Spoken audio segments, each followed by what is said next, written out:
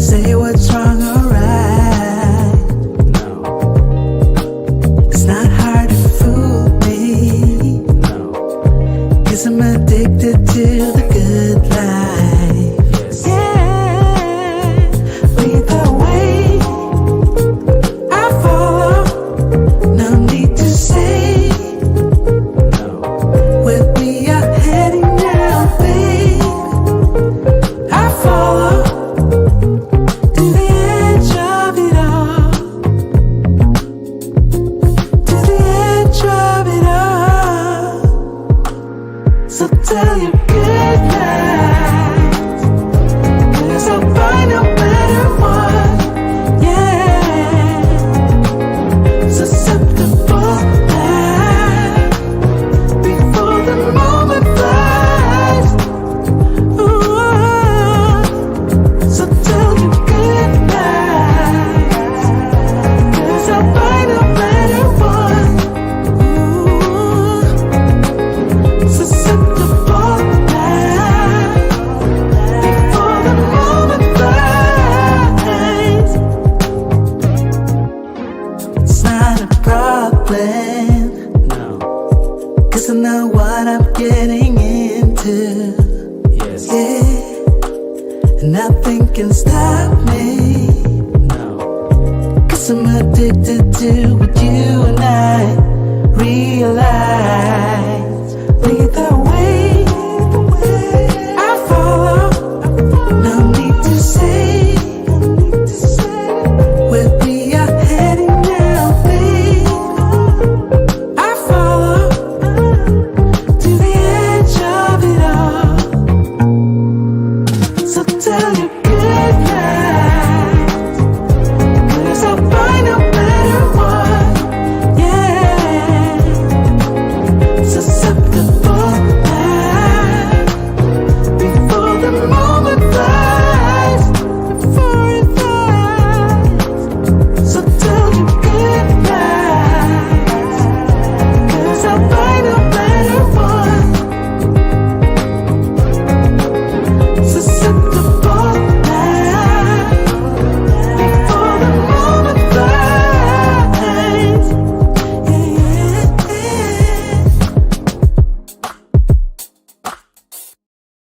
All right. All right. We got a great evening here on a Sunday night. Let me get some music going for us because we got a great topic for tonight. We're going to be talking about, we started this at this past weekend with an interview with our brother Theo Walsh. Shout out to Theo.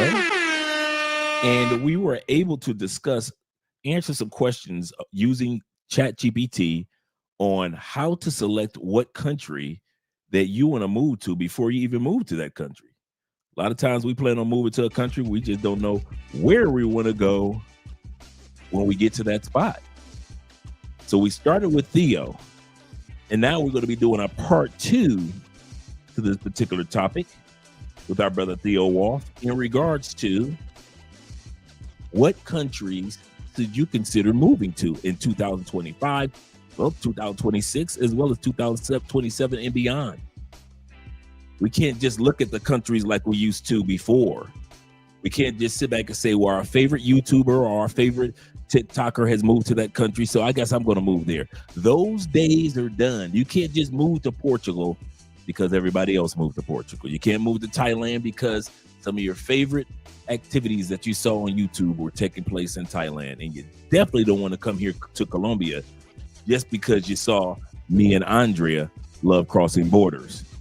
So we're going to help you guys out tonight. Tonight is another episode of Pen in Hand, gentlemen, ladies, gentlemen, pen in hand. You're going to be taking notes because these are 10 questions that you're going to be asking yourself.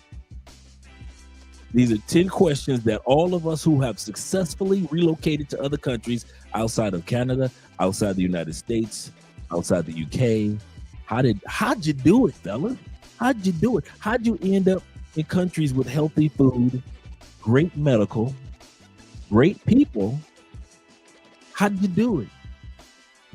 Because everybody's plan on relocating to another country is not the same. Cologne of the night, guys. You can't go wrong with it year-round. Spice Bomb Extreme. I've got the Spice Bomb infrared. I don't have the Spice Bomb infragreen. And I don't have the original Spice Bomb because I wanted the extreme. It is a beast mode cologne.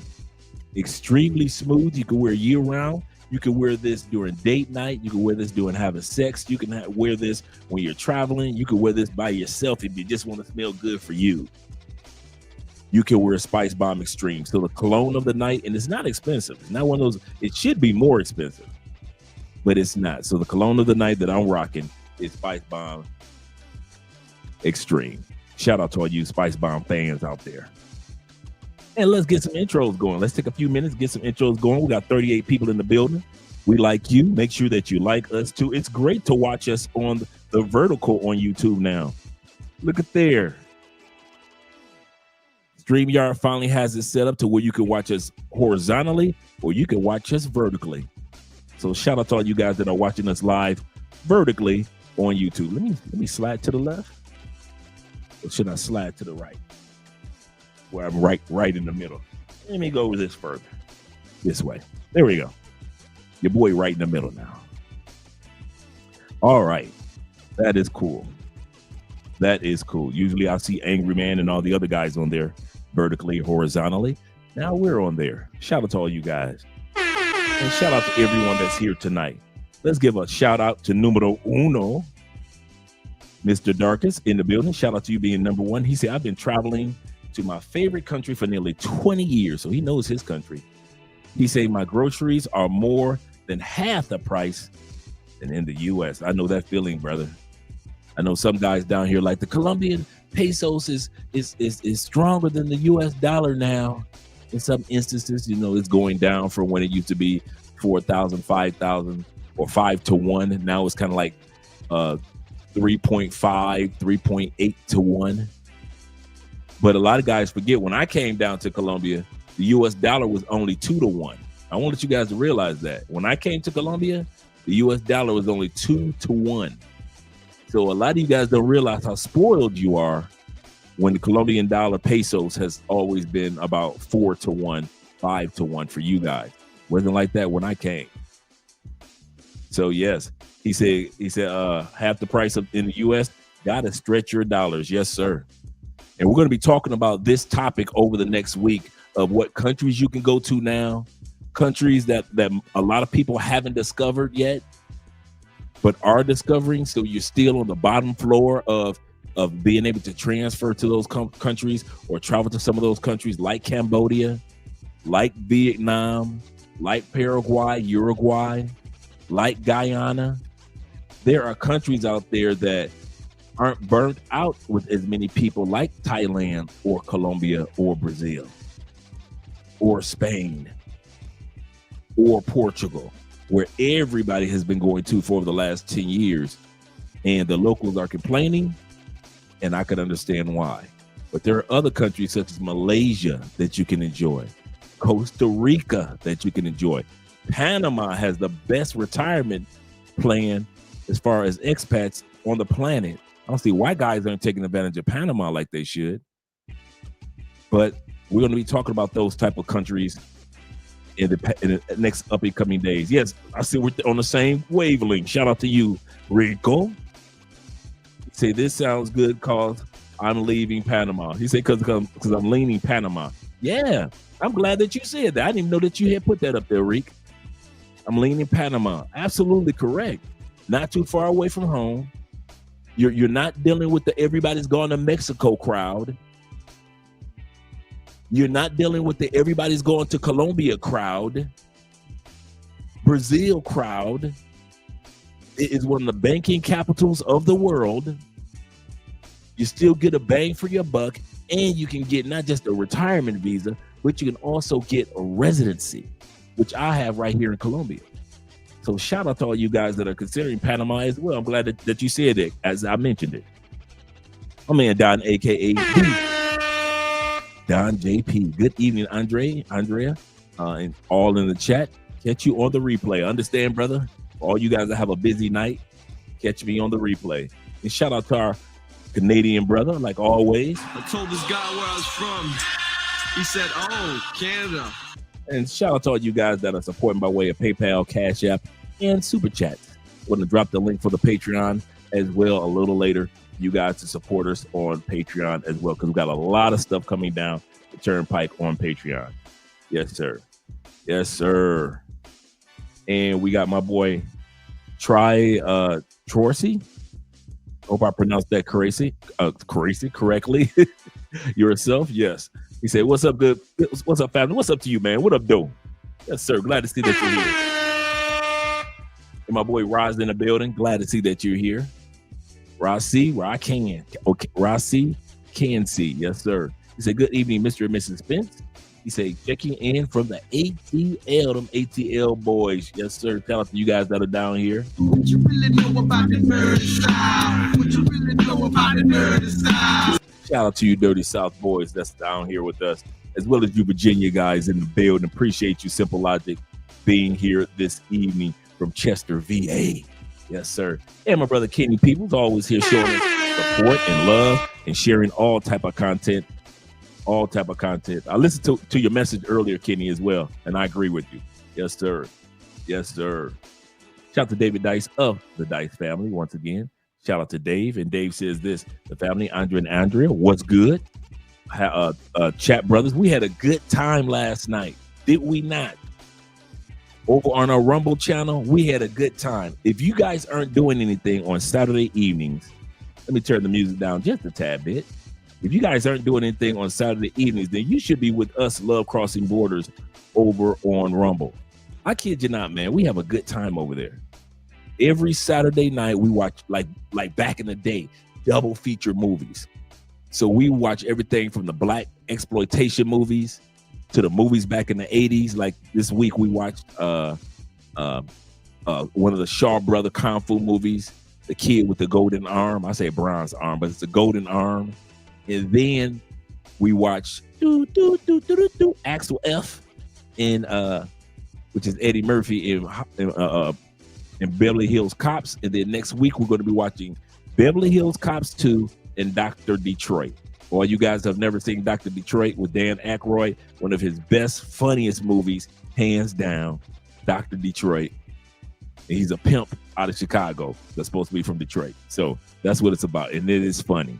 And some of your favorite actresses that blew up after Dr. Detroit. So you're going to see some of these ladies in here that are some of his ladies, some of his pay-for-play ladies that careers took off after this movie. So we're going to be watching Dr. Detroit and Beverly Hills Cop 2 this Saturday over on Rumble. So we're going to be dropping the link throughout the week so you guys can join us over there. Shout out to all you guys. And let me scroll up just a tad bit again. Shout out to my man Jess Vaughn being in the building. Glad to see you're here. He says going on the run, Dre. He say, and Miss. He said, what's going on, Dre? He say, and the missus. Yeah, Andrea's in the other room. She's doing great. And the chat, good evening. Yes, sir. And salute for my brother David. Yes, sir. And all you other guys that are out there. Jay Anderson, the great, is here. He say, salute to you all. Let's get that salute in. He say, salute to you all in the chat. He say, Andre and Andrea Love Crossing Borders. Hope all is doing well. I hope all you guys are doing well. I keep you guys in our prayers. I don't say that flippantly.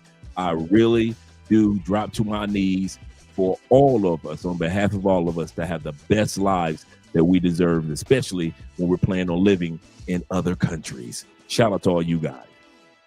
Kenny said this. He said, I've been wondering last night's Rumble. It brought joy and laughter and smiles on my face while eating leftover Thanksgiving dinner. That's what it was all about. We were eating leftover. I had a glass of wine, and we just was enjoying leftover Thanksgiving food. And on Saturday night, and enjoying some old school Kung Fu movie with the Shaw Brothers. And shout out to Shaw Brothers Productions for all the movies that they put out in the 80s that we all grew up with. And we watched Beverly Hills Cop 1. And so this week will be Dr. Detroit and Beverly Hills Cop 2. Yes, sir. Kenny says you have two screens open on your cell phone version and your computer version. Yes, sir. Yes, sir. It's amazing that you can do that. I was like, okay, all right, show me a little something. And the comments pop up top.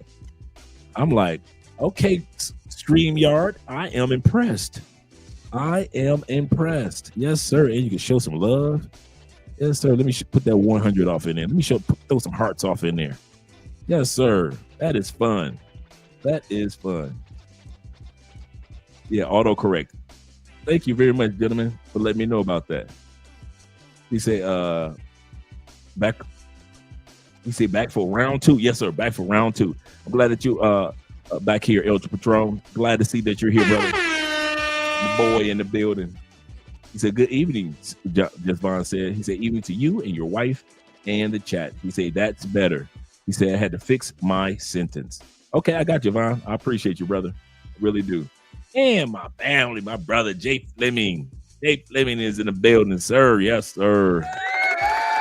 Glad Jay is here. Glad Jay is here. Make sure you guys click that like button. We got 48 people in the building. Once you click the like button, it invites and opens up the door for others to come to the stream. Shout out to all you guys here. And shout out to my man, Raymond Mumford of the Mumford family. He say also good morning. Yes, to those brothers overseas on the other side of the world, such as my brother Kobe. Official Kobe is over there in Africa, such as brothers that are over there in the Philippines and Thailand, such as Ronin Travelers. So all those brothers that are in other parts of the world, good morning or good afternoon to you as well. And let's listen to David Dice say, he say, wanted to say thanks to this channel.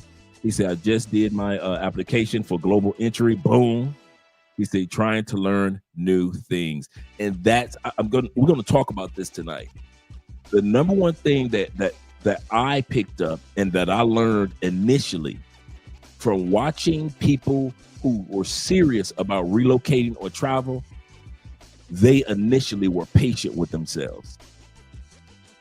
Even though they were anxious to leave their home country, they took a deep breath and they were patient. I watched Taylor Made Dreams move to DR patiently.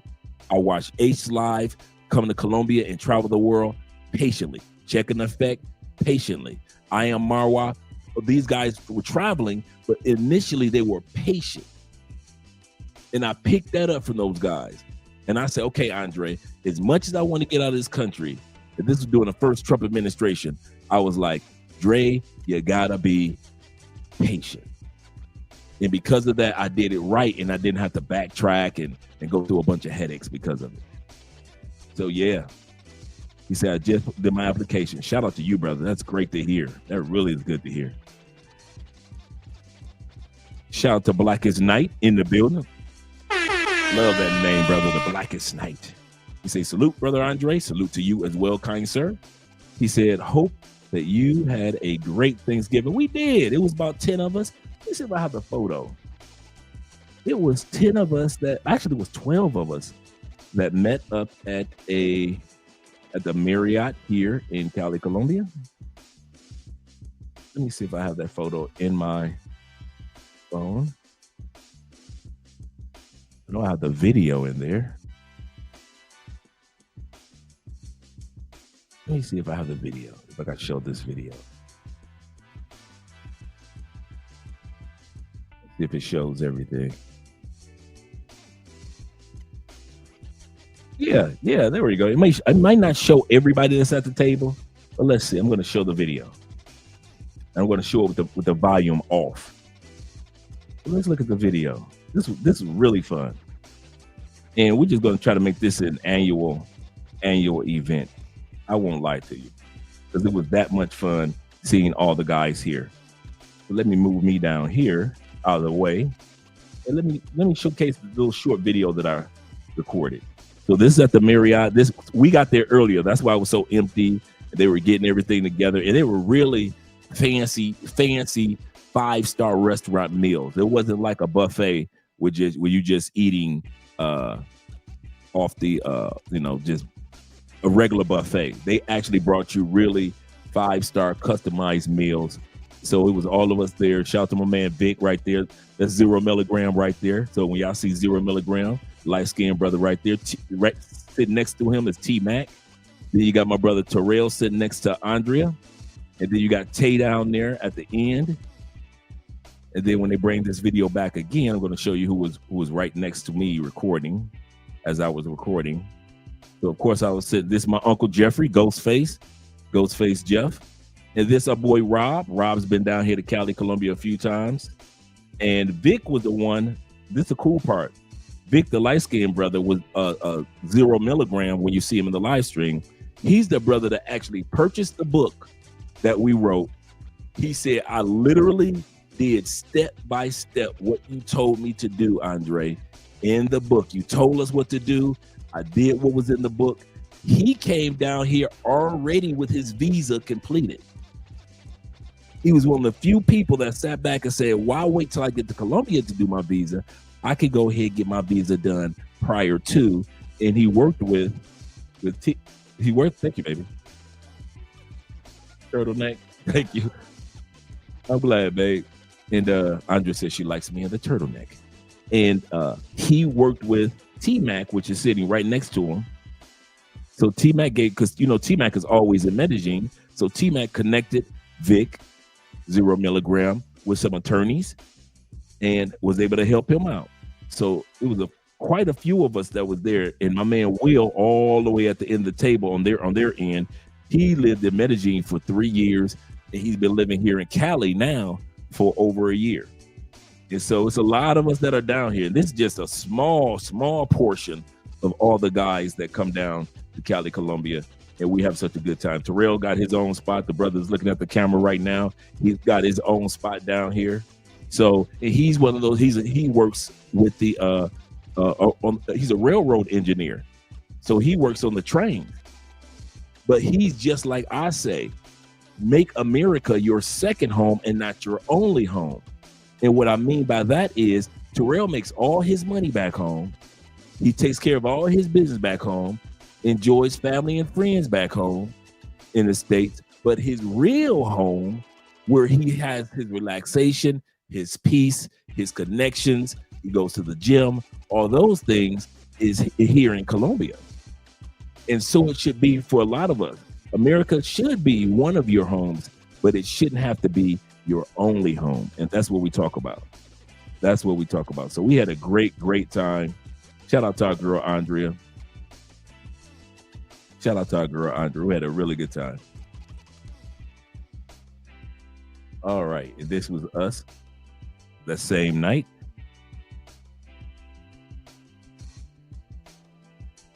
We had a good time. All right. Let me go back to me on the screen now. There we go. Shout out to all you guys that was there Thanksgiving Eve. And we're going to be doing that, I guess, every year on Thanksgiving. It's having fun. Let's scroll back up right here. I don't want to miss everybody because a lot of you guys. Let's scroll back up. I saw Jay Anderson. I got Kenny. I got El Patron, Jess Vaughn, Jay. I got Ray. I got Kofa in the building. Yes, sir. Peace of Dre and gents. Glad that you're here. And JL in the building. Yes, sir. Mr. Bird in the building. He said, what up, though? Yes, sir. What up, though, them Detroit boys? You better back the fuck up out my face, goddammit. I'm from Detroit, Michigan. Don't play with me. He said, salute to you, my G. He said, respect to the mods, and peace to all. He said, if and when you can, check that vocal. I already know. Hey, I got a bunch of new ones in. I'm saving my new colognes for the cologne episode that we do. So I got some newbies in there. I don't have the Vulcan black yet, but I got the one that's in the turquoise, the one that's been blowing up over the last year. I got that one. So I got that one. Yes, sir. I got some niceies over here. Yes, sir. By French Avenue. Yes, sir. By French Avenue. French Avenue and Paris Corners are the same brand, just under different names. So French Avenue is I believe is the home, and Paris Avenue is the under, kind of like the little sister of their franchise or their colognes. And just like Lattafa has its own, you got Lattafa brand, but they under Lattafa they also created Maison Alhambra. So Maison Alhambra colognes are actually Lattafa colognes, but they just created a sister brand. But we're gonna have fun talking about colognes. Yes, sir. I know about that Vulcan Black. I got the one in the turquoise, the one that just blew up over the last year. I've got that one. Julian says this. Shout out to Julian in the building. Julian says, looking at Colombia for real out of the next 3 years. That sounds really great, man. I love it here, man. I won't even lie. One of the reasons why I love it here, I don't look for a country to be perfect. I know the country that I come from is not perfect, so I'm not going to pretend that other countries need to be perfect, but I need them to not be the country that I just came from. You caught that? I don't need another country to be perfect because the country I came from is not perfect. I just need a country to not be like the country I just came from. That's what my goal or motto is. He said, no, Costa Rica is a good one. He said, but I believe and I've heard that they're expensive. That's true. Housing in Costa Rica, inexpensive. Travel, as far as Uber and stuff like that, inexpensive. But from all the dudes that I talk to, restaurants, because you know they use the US dollar, restaurants, food, like grocery shopping, stuff like that. Yeah, I did hear that about Costa Rica, that it is expensive, like for everyday stuff outside of your house or just transportation. He said, I'm checking out Panama because there is a Paisano visa, the pension visa. He said that you can get permanent residency there easily. Absolutely correct. Panama is one of the easiest permanent residencies to get in the world. Not the only easy one, but one of the easiest. Me personally, I like Belize too. The only thing I would say about Belize, and I kid you not, and I study this, that's why you rarely hear me talk about Belize. This is my only reason about Belize. Beautiful sisters, beautiful beaches, wonderful community, right? Belize does not have the top medical as far as if you need your surgeries. Belize ain't known for having the best hospitals. But checkups, eye exams, they got them, but then they don't have them on that quality level that, that we're accustomed to. Like if you come to Panama, you can get quality. You go to Thailand or Philippines, you can get quality. Colombia's got the best hospitals in South America, so you can get quality. So it's the same thing in Brazil. But if you go into Belize, excuse me, as many of us are getting older, if anything happens, you need to be in an area in a country that has good medical services. And that's the reason why you rarely hear me talk about Belize. Anything other than that, I really like Belize. I really do. But their medical is just not, it's not bad. It's not bad, but it's not what we're accustomed to. And the last thing you want to do is move to a country and have to go backwards in regards to anything. Yeah, that's why I spoke about Belize. That's my opinion. And I researched Belize thoroughly. Yeah, that movie night was funny, man. Yes, it was.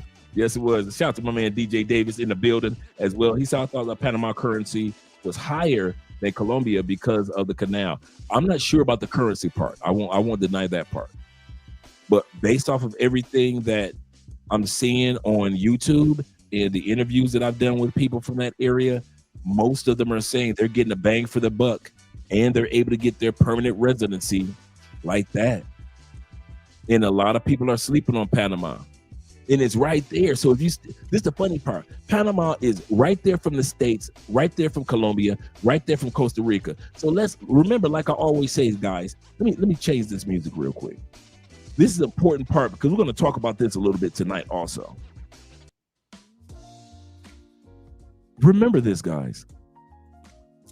it is very important that you look at your home country. Remember how I always break it down with the 3.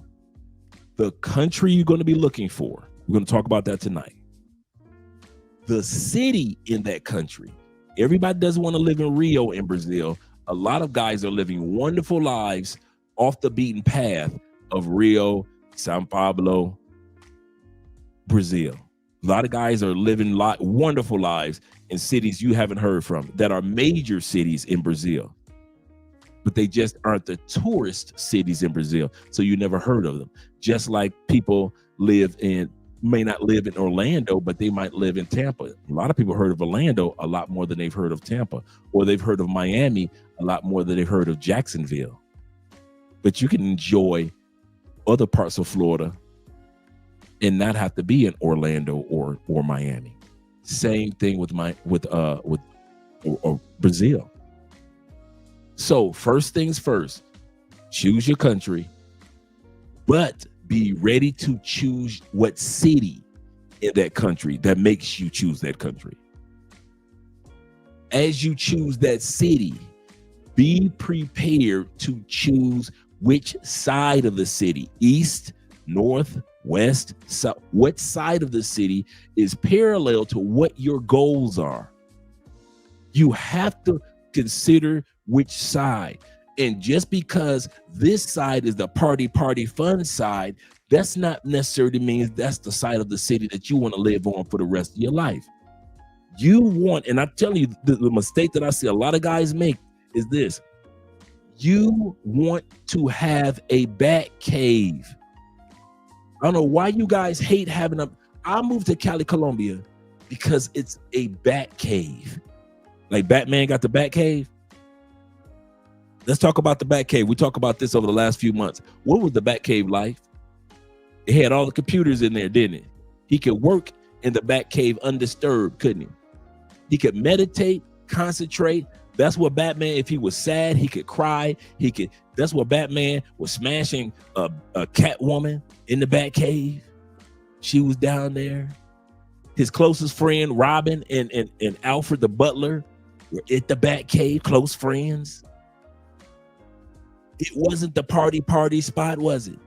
Did Batman have most of his fights in the Batcave? No. So it was a place of peace, wasn't it?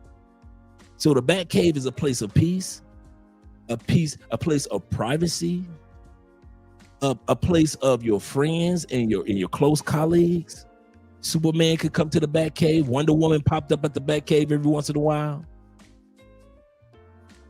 He could be himself at the Batcave, couldn't he? He could be either Batman or Bruce Wayne in the Batcave, couldn't he? That's what you should be looking for. Stop looking at these YouTubers that make these cities. I'm going to Cartagena. Cartagena is not made for everybody as their Batcave. Some brothers can do that, such as our brother Los. Shout out to King Los, Crypto King.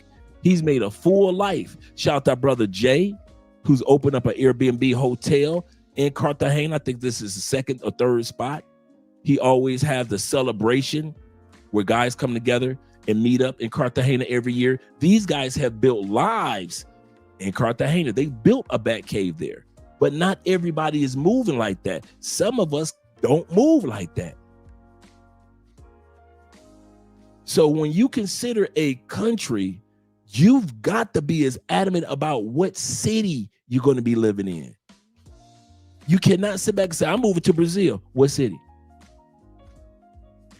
Because I don't know too many expats that's still living in Rio full time. They will visit Rio. A couple of them will live in Rio. But every time I mention this, you'll find guys that go to Rio initially, and then they go to other parts of Brazil, and they love those other parts just as much as they loved Rio. And they will meet, and you ask them, where'd you meet your wife? Well, she lived in Brazil, but they never say they met their wife or their girlfriend in Rio. It's always this town or that city or this major city or that major city. So be ready, guys, to separate what country you want, what city you want, and what side of that city. Just because the woman that you like is from the hood of that city doesn't mean you need to live in the hood of that city. I see some of you guys make that mistake. You'll come down here and date an East Side Cali girl in the hood and think you need to move to the hood. Just talking to a young brother the other day. He was like 26, 27 years old. Met him a nice young lady, but she was from Cali's hood. Guess what she convinced him of doing? She convinced him from moving from an area here in Cali. He was over here out north with us. She convinced him not to move to the nice side out south, not to El Peñon out west. She convinced this young brother, because he was coochie whipped, to move to the hood. You telling me that you guys are getting on planes, flying 600, 700, almost 1,000 miles to Colombia just to live in the hood with a broke chick? Just to live in the hood with a broke chick. That's what you deserve? Or do you deserve better? That's why you have to analyze that. Shout out to my brother I Am FF in the building. Yeah, you missed movie night, but we're going to have another one, a great one next week. Shout out to the International Quiet Storm in the building. Yes, sir. And shout out to our brother T-Mac. Yes, sir. Who was just here a couple of days ago. He said, I just made it back to Medellin. Salute to all. Salute to you as well, brethren. Salute to you as well. DJ Ding says this. He said, my family is from Brazil. He said, and I will visit at some point. He said, but not until I'm out of the States. Okay, that's a good point. He said, Panama is almost dollar for dollar. I didn't know that. I did not know that. You know, because usually I'm going through Panama, so I haven't stayed like eating meals and stuff. I didn't know that. He said Panama almost dollar for dollar with America. From my homeboy said, he just went about 6 months ago, Panama City at least. Okay. He said, Dre, when you be doing the Guyana video, will be done. He said, that's the place I want to check it to. I got this is what I got planned. This is why I'm kind of like stalling in a little bit on Guyana, because I'm saving it for either next month, because, you know, next month is the fundraiser month. And I'm saving it also for next month, or I'm going to bring in the New Year's talking about Guyana, because of some great things that's coming down the turnpike. And I got some interviews with Guyanese people that will be able to help us out on the business side as well as the real estate side. Yeah, the new Assad elixir. Yes, sir. I know about that one too. Is a good clone of Hugo Boss bottle. Absolute. I'm going to have to check that new Assad elixir out, because I'm in the light blue bottle, because people have been bringing that one up, because I've got the original Assad in the black bottle, but the new one, yeah, people have been talking about. Shout out to Bobby Coltrane once again of the Coltrane family. He said, in our consultations, you could hear my tone. I'm serious. Yes, I do remember that. My man Ra. He said this. He said, you stress that be patient, and you are right, and you're right. You're on the right track. Appreciate you, Andre. Yes, sir. Appreciate you too, brother. Shout out to my man Alexis in the building. Yes, sir. My dude. He said, hello, everyone in the chat. Andre, yes, sir. Yes, sir. And poor man 313. You better back the fuck up out my face, goddammit. I'm from Detroit, Michigan. Don't play with me. Leave them Detroit boys alone. You know how they get. You know how they act. Shout out to my man Poy 13138. He says this, or 3138. He says, yeah, he said, I'm 50 Cent. He said, I'm patiently waiting, and all I can, he said, once I'm all healed, I will be traveling all over the globe. Yes, sir. All over the earth. Yes, sir. Yes, sir. Let me scroll back down, make sure I didn't miss anybody. T-Mac says this. He says, some of these brothers can't resist the will of these broke chicks. I don't know what it is, bro. I kid you not. I don't know what the infatuation is with women that are impoverished. When you weren't, I'm gonna say this. The reason why I say this, I'll say the reason why I say this. I don't understand the infatuation with impoverished women when you weren't impoverished when you left the States. So we weren't on our last cheeseburger when we got on that plane. I don't think many of us were on food stamps or Section 8 when we left the United States. Can I say that? Then if your life was not impoverished, and especially for you dudes like me that ain't lived in the hood in over 30, 40 years, you ain't lived in the hood in 40 years. In no city. Oh, you probably lived in a black area or black community, but you didn't even live in the hood of the black community anymore. Can I at least say that? You worked your way out. Then why do so many of us go to these other countries and go and deal with the favelas in Brazil, the barrios of Colombia, and all these impoverished areas to get with women that come from impoverished families? Now, I'm not talking about working or non-working women. I'm not talking about if she has a job or not. I'm not talking about that. You know what I'm talking about, impoverished. I'm talking about if Sally Struthers was alive, your girlfriend could be on an episode of the infomercial, Feed the Children. For the price of a cup of coffee, you can feed Rico's girlfriend for the next 3 months. Not talk about you, Rick. For the next 3 months. That's what I'm talking about. Some of y'all girlfriends' whole family can be on a Sally Struthers Feed the Children's infomercial. For the price of a cup of coffee, you can feed Tim's 3 pay-for-plays for the next 6 months for the price of a cup of coffee.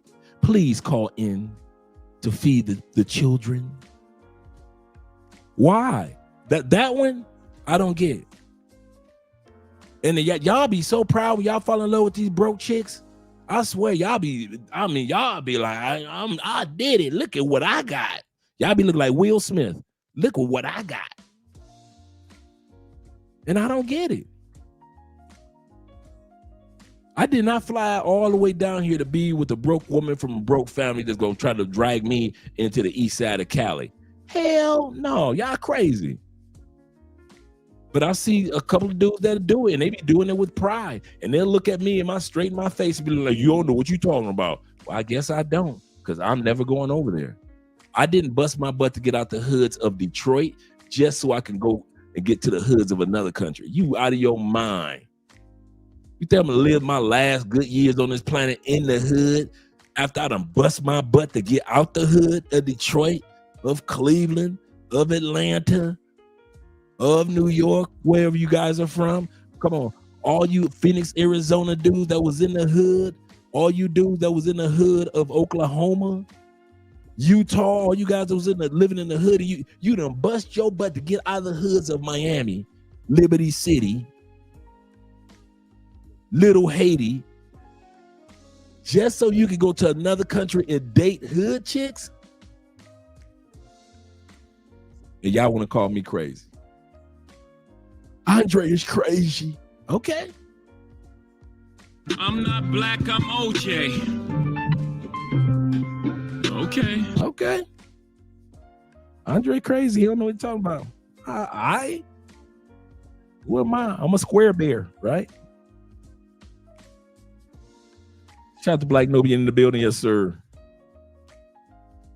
Jay says this. He says, you should see where I'm at in Bennekia. Man, I know you live in I know Bennekia is nice, dog. I got a couple of partners living in the Bennekia. And them dudes be sending me photos and videos, man. It's nice. He said it has to be a straight 6 or 5 at least, at the very least. Talking about strata zone 6 or zone 5. The highest zones in South America are usually like we're in zone 5, zone 6 where we live right now. The lowest zones are zone 1. And guys like to be with women in zone 1. I don't know why they do. Shout out to Bob once again. I don't know why they do, but they do. They do. He said, yes, Panama is dollar for dollar with the United States. I did not know that. He said, if you go to the ATM, it gives you USD. That I did know. I did know that. Andrew Craig Jr. is in the building. Yes, sir. He said, waiting to hear about countries. He said, I thought about Panama, Guyana, Uruguay, which is an excellent country that a lot of brothers are starting to go down to as well. He said it was some of them, Ecuador included. I would wait on Ecuador. I would visit Ecuador, but I will wait on Ecuador just because of some of the rebel things that they're going through, the kind of like the turmoil. In other words, the military, the Ecuadorian military, is fighting against the rebels that's coming from the cartels and the drug dealers and all that stuff. It's really a big mess. Even the U.S. government's had to come down there and help them out. And they use the USD in Ecuador, but you still get a bang for your buck. A lot of retirees from the United States are in Ecuador, and I mean a lot. White people love Ecuador as far as retirement, so it's a great spot to go to, and it's a great spot to visit. But I would do just the visiting part right now. Like my boy Zay just left there. Shout out to Zay. Zay just left that area, and I know quite a few brothers have had a great time in Ecuador. But because of what's going on with the rebels, I would kind of like question living there. Oh yeah, movie night was fun. He said sounds like sounds like an episode of Mad TV. Shout out to Mad TV. He said, lowered expectations. Yes, sir. Shout out to my man K being in there. Sager being in the building. Cough. BMT. Yes, sir. Yeah, including BMT. Yes, sir. Shout out to BMT. Like Man's Travel. My brother Aaron. Yes, sir. T-Mac says this before we ready to get started with the videos.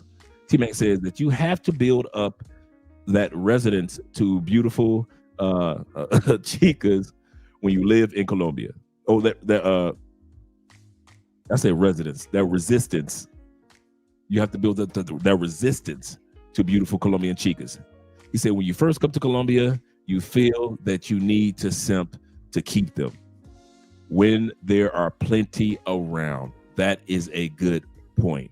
Like that first year of coming to Colombia, maybe for many that second year, they have that simp gene. I think we all go through it. But you got to remember, like he just said, you eventually, get patient with it. He said, I remember that brother who was supporting the family of the pay for play. Yes, I know a couple of dudes that came down here and did that. Supported the whole family of the pay for play. Not even a regular woman of the pay for play. He said that's the problem. Too many dudes trying to be cool and keep it hood. Yep, not me. I didn't bust my butt to get out the hood in the States just to go back to the hood in another country. Cause that's keeping it real. Man, y'all can keep it real if you want to. I'm gonna let you know I'm really not doing. Shout out to Theo in the building. He done crept up here. He said, Zoe woman. He said, Comptia. Yeah, seriously. Yeah, I caught that, Theo. He said, yeah. T-Mac said, I'm in Estrada 5. Yeah. And there's plenty of beautiful women in these areas. So that's why we're so adamant when we say we don't know why y'all go to the hood and get with hood chicks. Because in Strata 5, Strata 4, which is the basic working class locations in these countries, or in the city, there are plenty of gorgeous women in Strata 6, 5, and 4. You don't even have to deal with Strata 1 and 2. There is no. I'm saying this, and I never said this before. There is nothing that can convince me for most of us. Now that some guys can pull this off. Now I'm not going to go into the extreme. Some guys can pull it off. Not most of us. Most of us cannot date and relate to a woman that lives in impoverishment, especially if she got kids. That ain't none of our business. I'm gonna be honest. I know some of y'all date these broke, beautiful chicks because it feels good to rescue somebody. Let's change the music. We're gonna change it back in a second. I get it.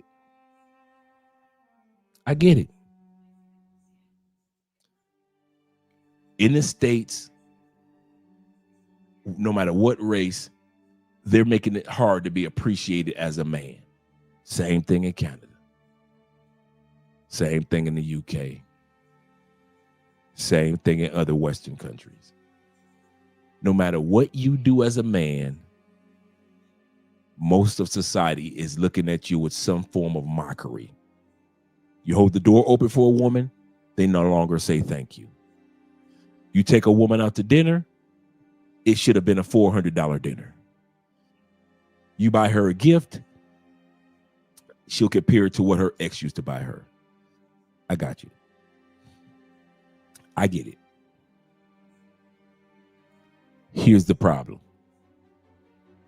So you come down to these other countries and subconsciously, I didn't say consciously, subconsciously, want to feel good about yourself. Not just feel good or have fun, but feel good about you as a man.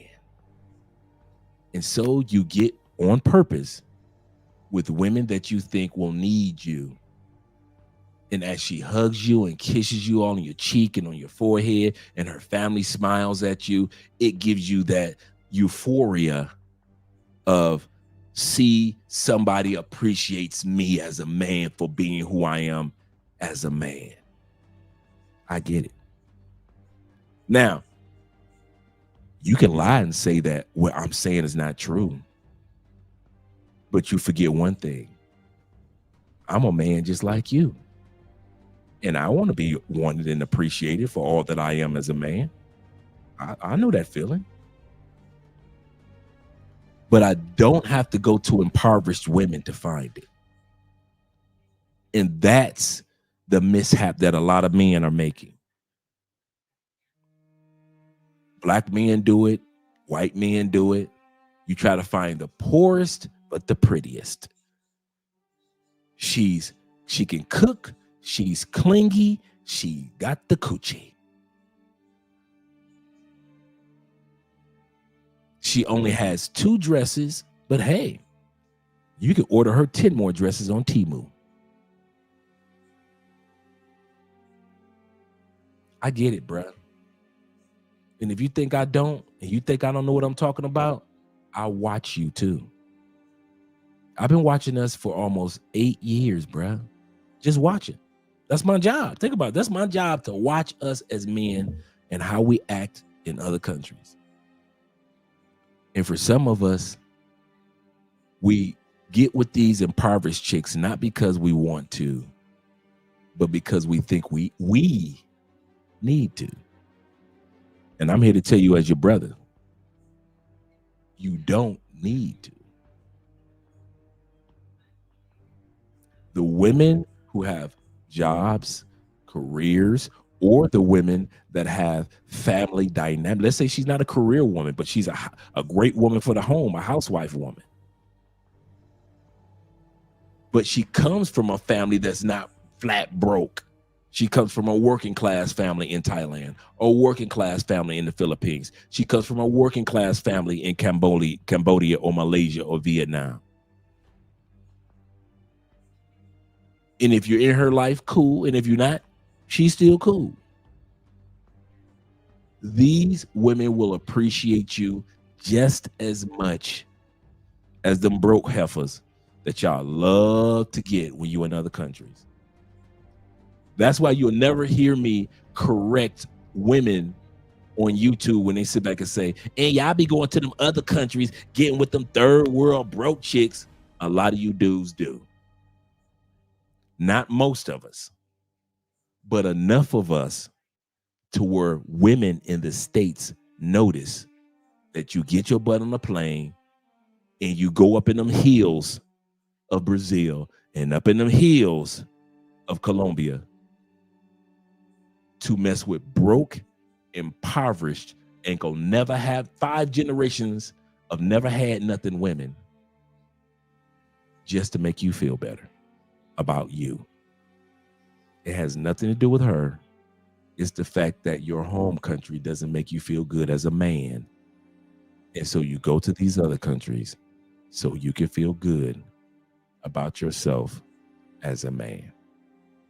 Stop me when I'm lying. Let's bring that music back.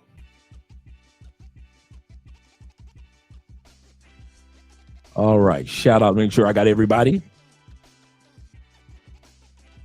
Make sure I got K Sager said this. He said, man, listen, stepdad equals need therapy and bad. Yeah, need therapy bad, man. These dudes be doing it.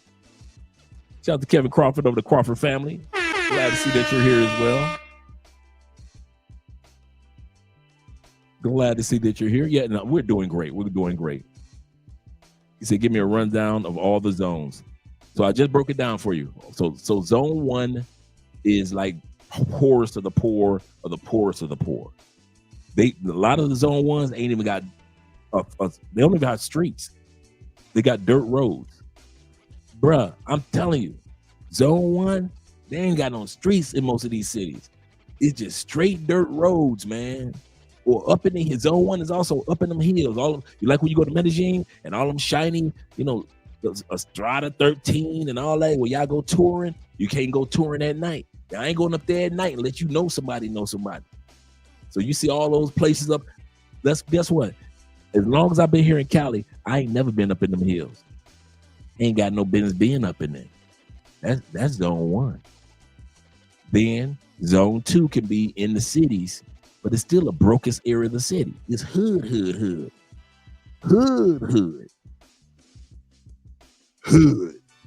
So you ain't got no business in zone 2.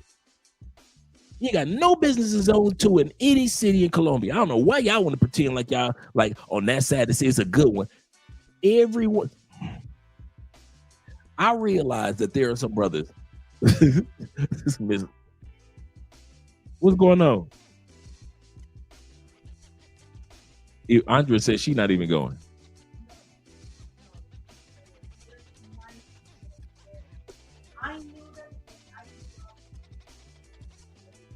I know it because I was raised with my grandma in those areas, and yes, but there's some levels. Icaleños, we already know. In Colombians, we already know. There's some zone in Estrada and barrios that people, even that, let's say like you going with normal outfit, right? But your energy show like you not belong here.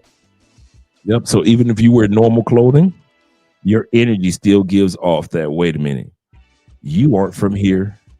You're not even supposed to be here. Let's rob him. Let's rob him or rob her, because that person isn't even supposed to be here. Absolutely correct. Shout out to Andrea.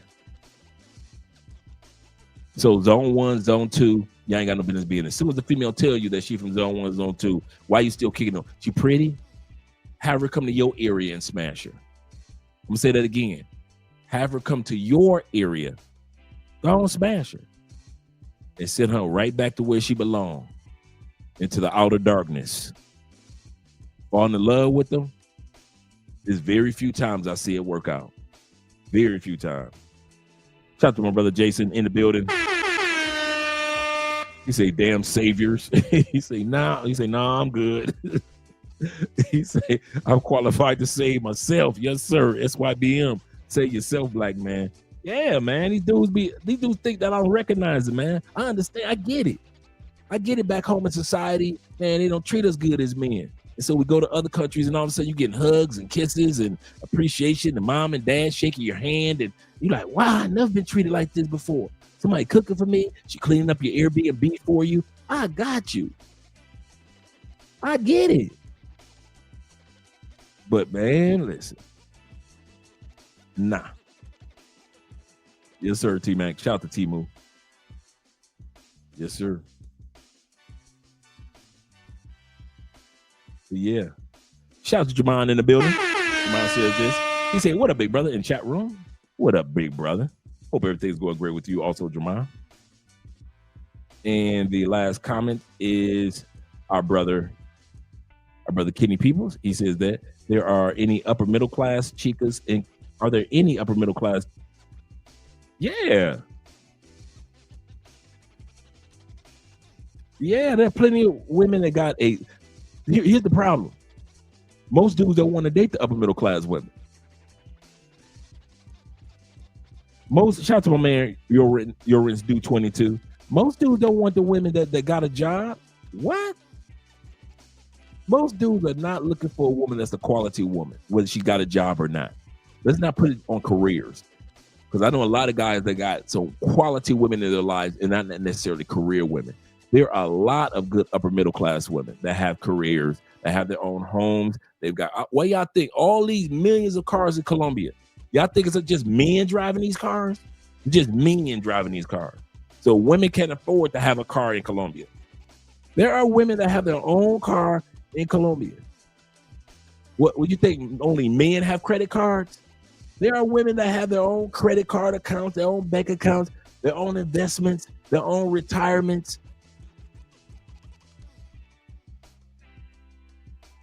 There are places that Andre and I go to that are really nice and cost a little bit. And we see women that are there just hanging out with their girlfriends. It's not like, oh my God, I'm so broke, I can't go to that restaurant. No, they be there with their girlfriends just having a good time. Y'all just don't want them. When are dudes just gonna be real when it comes to this travel space? Y'all just do not be one of these women. Why? Because these women don't have time to be up under you 24 hours a day, 7 days a week while you're on vacation. And therefore, you need a broke chick that ain't got nothing going on and don't want to have nothing going on in her life.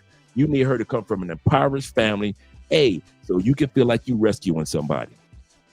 B, you need somebody that's on call. If you say, baby, I'm flying us to DR, you need somebody without a job so you can fly her to DR anytime you want to.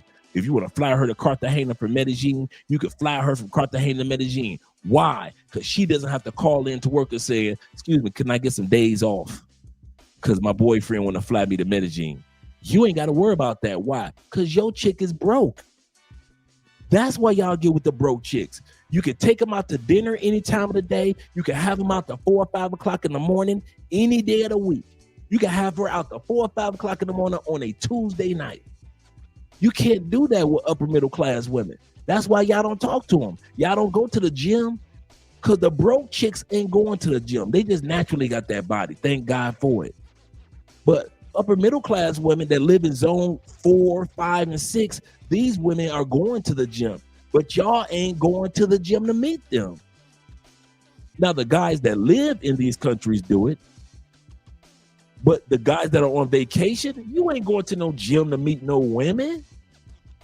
You need a broke chick that ain't got nothing going on in her brain and in her life. You need her broke, sexy, wild, and stupid. Let's be real. The dumber, the better. You don't care if she ain't had a job in 15 months. Don't worry about it, baby. I got all the money. And that's how y'all act. So when y'all act all surprised, like, are there any middle-class women? Yeah, plenty of them. But y'all don't want them. So why would I bring on an interview upper middle-class women on this channel? People that are like Andrea friends who have their master's degrees, and other women like this that live in really nice areas. Why should I bring on sisters on the show? If I were to bring sisters on the show, I know what y'all want. Y'all want the brokest of the brokest of the broke. A chick that as soon as you get off the plane, she can meet you at the airport right then, right there. Because she ain't got no job to call into to say, hey, I need to get off work a little early because my boyfriend coming in on a plane at 5 o'clock. But if you got a broke chick, she could be at that airport at 11 o'clock when your flight don't come in till 5 o'clock. That's why y'all love broke chicks. I don't know why y'all think the dudes that live here don't see what's going on. The people back in the United States, they don't know. Got it. They just assuming that they know. They don't know what the hell they talk about back in the States. Got it. But for those of us that live here, like the T-Max and the J Flemings that are always down here, and Official Kobe's and the Mr. J Clyde, we see y'all all the time with that same routine. And we've come to the conclusion Y'all deal with broke chicks on purpose. And then I had to ask, why do they deal with broke chicks on purpose? And you know what I found out? Because broke chicks are the most convenient chicks. They're convenient. They're grateful. They're appreciative. Thank you, Papacito. Gracias. Make you feel like you el guapo. El guapo in Espanol meaning handsome, Mr. Handsome. Make you feel like you the man. So why would you, let's be real, why would y'all even date upper middle class women? They got a schedule, a routine. They'll see you when they see you when they see you. They're not gonna be missing days for you. Y'all ain't gonna do that. You ain't gonna do what I did. Y'all always talking about, oh man, we love Andre and Andre's show. That's great. But y'all ain't gonna sit up there when Andre had to go to work all the times when I was here, down here in Cali. Like the first couple times, Andrea took vacation time. After that, I had to wait till Andrea was off work to see Andre again. Every day. Y'all ain't gonna do that. Y'all ain't gonna wait till that woman get off work. I never told Andre you need to quit your job because I'm in town. That's y'all. That's what y'all will do, man. And that's why y'all don't be getting the quality women that y'all be looking for, because you like broke, convenient chicks. Let's keep it a buck. He said, speaking of the gym, he said, any North Cali? Oh, yeah. Gyms to go to. Any North Cali gyms to go to. You got everything from Smart Fit over here to Body Tech to 24-hour fit. That's where Andre goes to, the 24-hour gym. You got quite a few. There's a bunch. I know there's a bunch of gyms. Like every other corner, there's a gym. So that's one thing you got to worry about, Andrew, if there's a gym. Yep, that's a good way of putting it, Ilham. Ilham, you attract your mindset. Hey, babe, I got a question for you before you walk out the door. Somebody asked a question, is Santa Monica in Cali okay?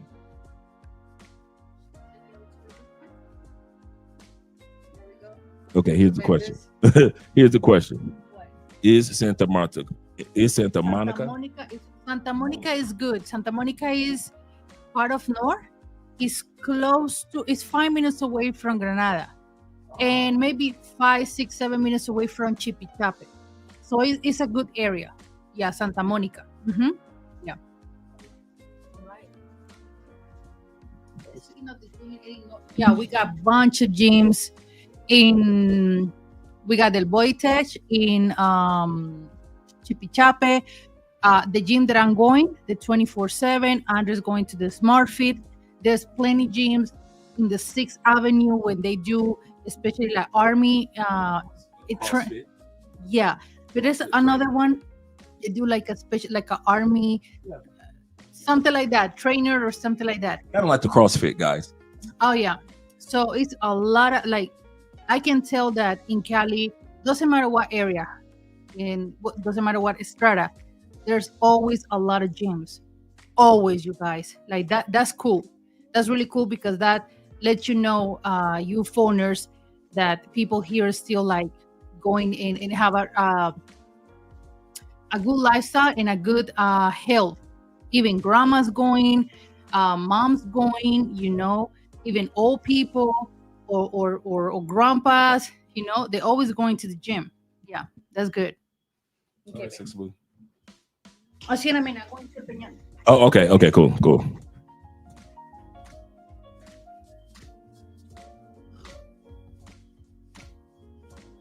All right, so you heard it from Andrea.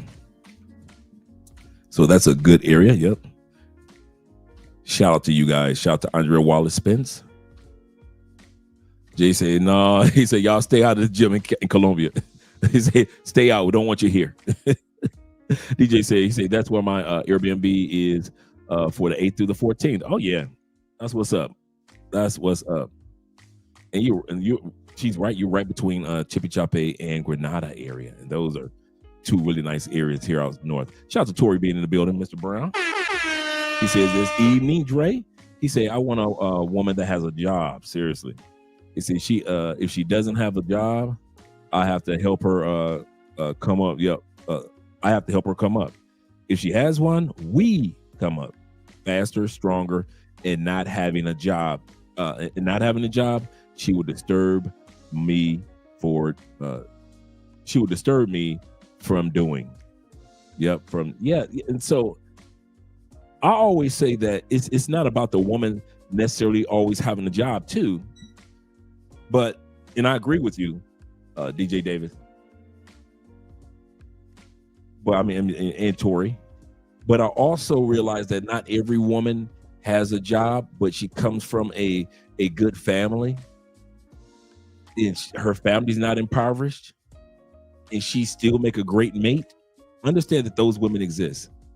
But I'm talking about, just like how Tori was saying, I'm not looking for a woman that needs to 1,000% lean on me as if I wasn't here in the country, then their life would fall apart. I don't need somebody like that.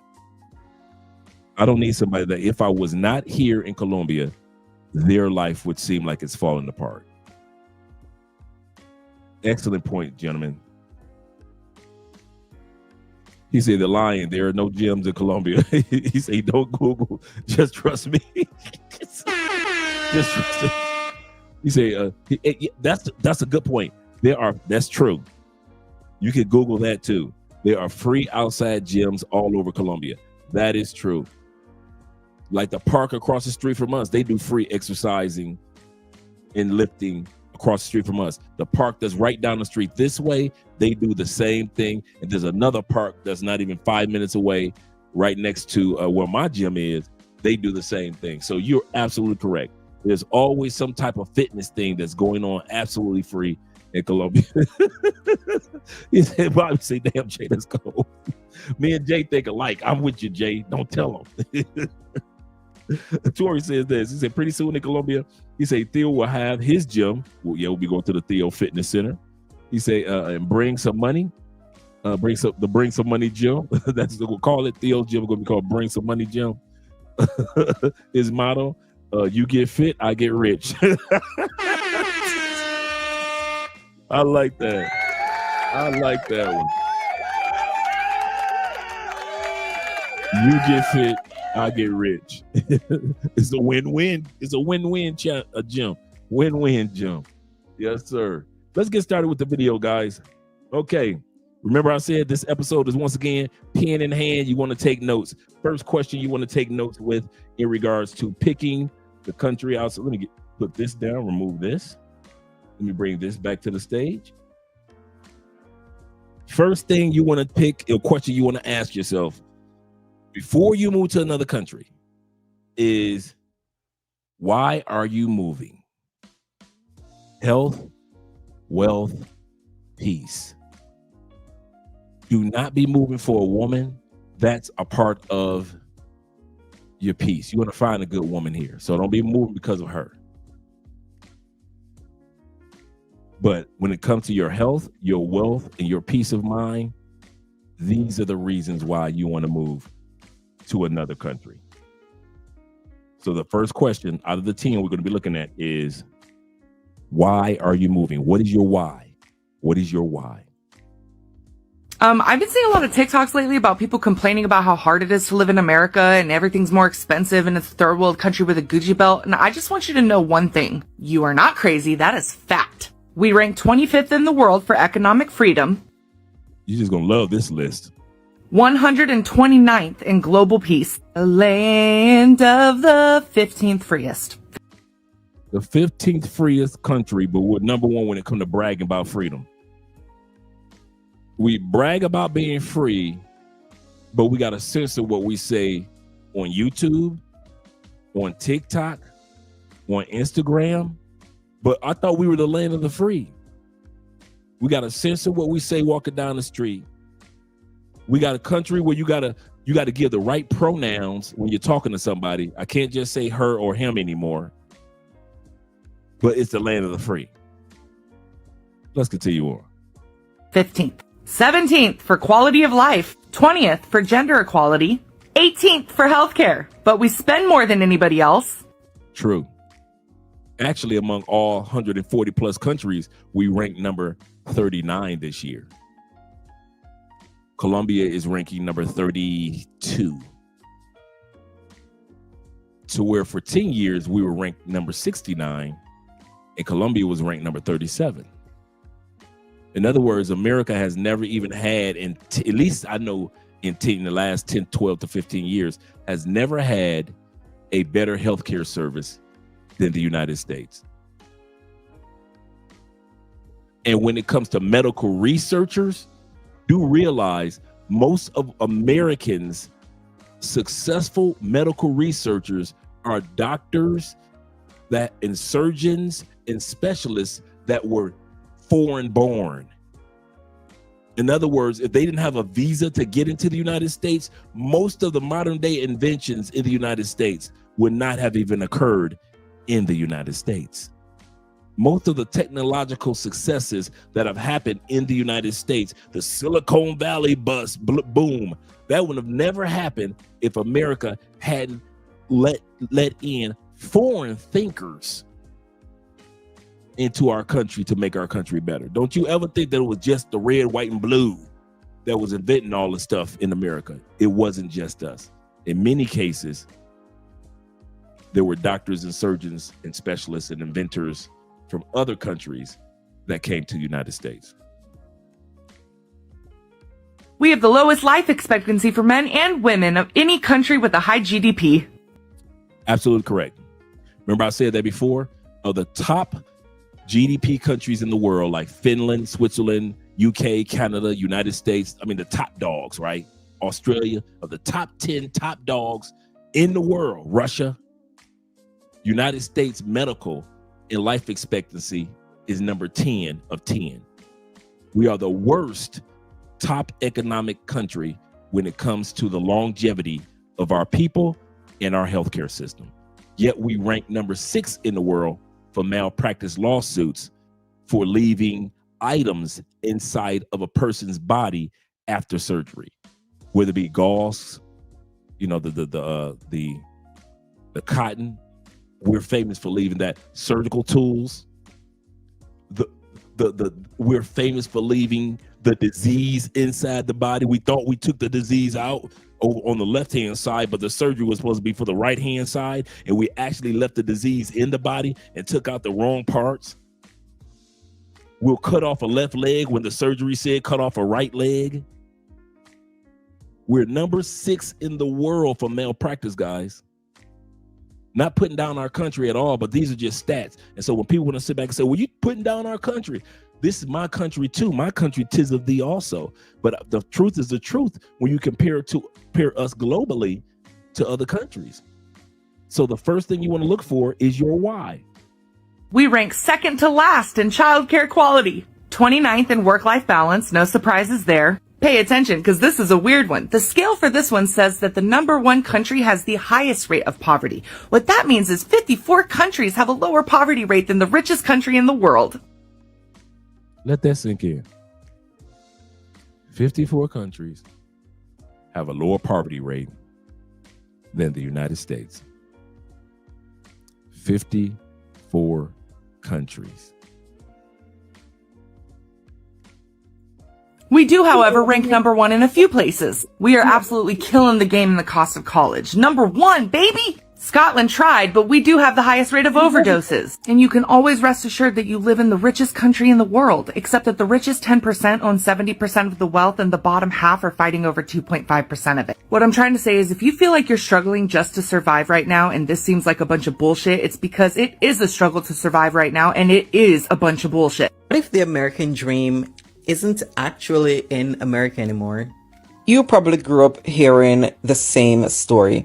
Work hard, buy a house, live the dream in the US. But look what's actually happening. The State Department estimates around 9 million Americans now live abroad, about double what it was in 1999. A 2025 survey found 17% of Americans are considering moving overseas in the next 5 years, and another chunk are already actively working on it. And here's the wild part. Gallup just reported that 40% of younger American women say they want to permanently leave the country, the highest number they've ever recorded, and more than double the rate for young men. People aren't just chasing cheap. They're chasing a version of the dream that actually feels safe, affordable, and sane. Walkable cities, better work-life balance, less chaos, more time with family. So if you've been feeling like the dream might live somewhere else, you're not alone. Why did you move out the country? Why did you move out the country, gang? I'm financially free. Ain't that what we all strive to be? Ain't that what we all want, is to be financially free? I don't have to have a car no more. I don't have to pay car insurance. I don't have to have all these big overhead bills. My water bill $3. My electricity bill $23. My rent is $700. I'm on the 20th floor. And I got a house clipper that come and clean my crib every Wednesday. Y'all be saying all these other stuff, bro. I am free. I don't have to worry about the way I dress. I don't have to buy designer clothes. I don't have to look a certain way because I'm not in America. All right, we got number 2. Numero dos. Number 1 is, we just looked at. You say dude kind of looks like a Deion Sanders. Yeah, he does have that little Deion Sanders-ish back in the day look. Yes, sir. Yes, sir. So first question you're going to write down is, hey, why am I moving to these other countries? You got to know your why. Each one of these people gave whys, whether it was freedom, whether it was economic freedom or balance, whether it was health, whether it was safety, whether it was medical. You got to know your why. Don't make your why about what you do on vacation. Let me, before we go to number 2, let me put it like this. There's a difference, and you've heard me say this, and I talked about this in the book, Anywhere Possible. Anywhere is Possible on Amazon, right? There's a difference between the vacation you and a relocation you. I dedicated a whole chapter to this. The biggest mistake that you can make as a relocator is dictating where you're going to live, how you're going to live, what side of the city you're going to live based off the vacation you. The vacation you moves completely different, spends different. Don't think about certain things like medical insurance, life insurance, like the relocation you will.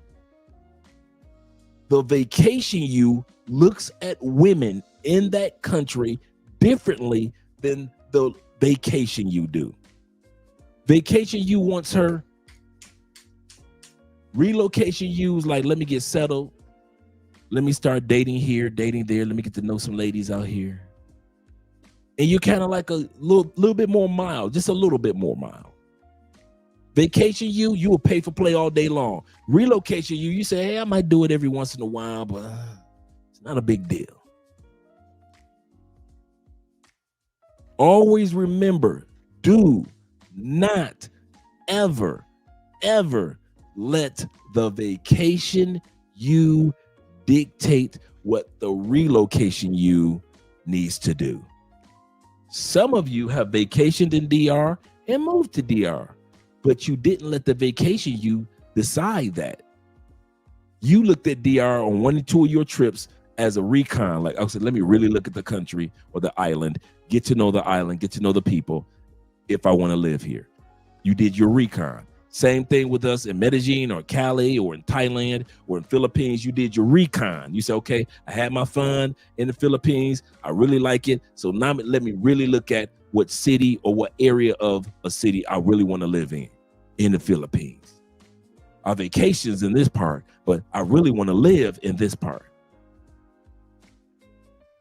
So even if you're choosing the same country that you vacation in, you will still have to do recon as a relocator. So don't forget that, guys. That's very, very, very important to remember. Know your whys and do not let the vacation you answer all the questions of why you're moving to that country, because your relocation you should know that or start to know that. Now, he said, I read that one. Shout out to Nazarene of the Way in the building. He said, I remember seeing his videos when he was going viral. Yep. Shout out to that brother. And shout out to you guys that supporting by way of PayPal, Cash App, and Super Chats. Appreciate you guys. Let's go to the next question. Move me down here. Can I adapt to this new country? Your second question you want to ask yourself even before you move to that new country. Can I even adapt to that country? Language, culture, can my routines, my daily routines adapt to that country? When I'm going to this new country, what about the habits that I have? Some of you guys come to Cali, they don't smoke that much here. But if you go to Bogota, they smoke cigarettes everywhere. You might smoke cigarettes in France, is great. But if you go to other countries, France or Spain, you can get away with that. But if there's other countries in Europe you go to, they may not smoke as much. And so you might feel like, everywhere I am, they smoking.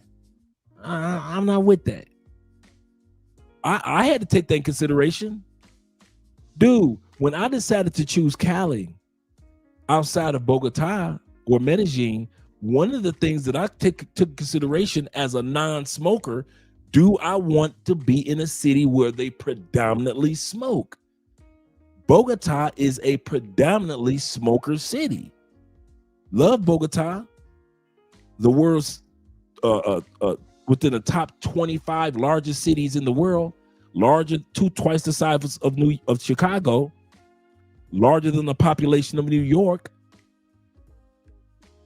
Great infrastructure, great food, but I don't want to be around smokers all the time. Cigarette smokers, right? So I had to take that into consideration. Same thing with Europe. Parts of France, they smoke cigarettes every time you turn around. You got to take that in consideration.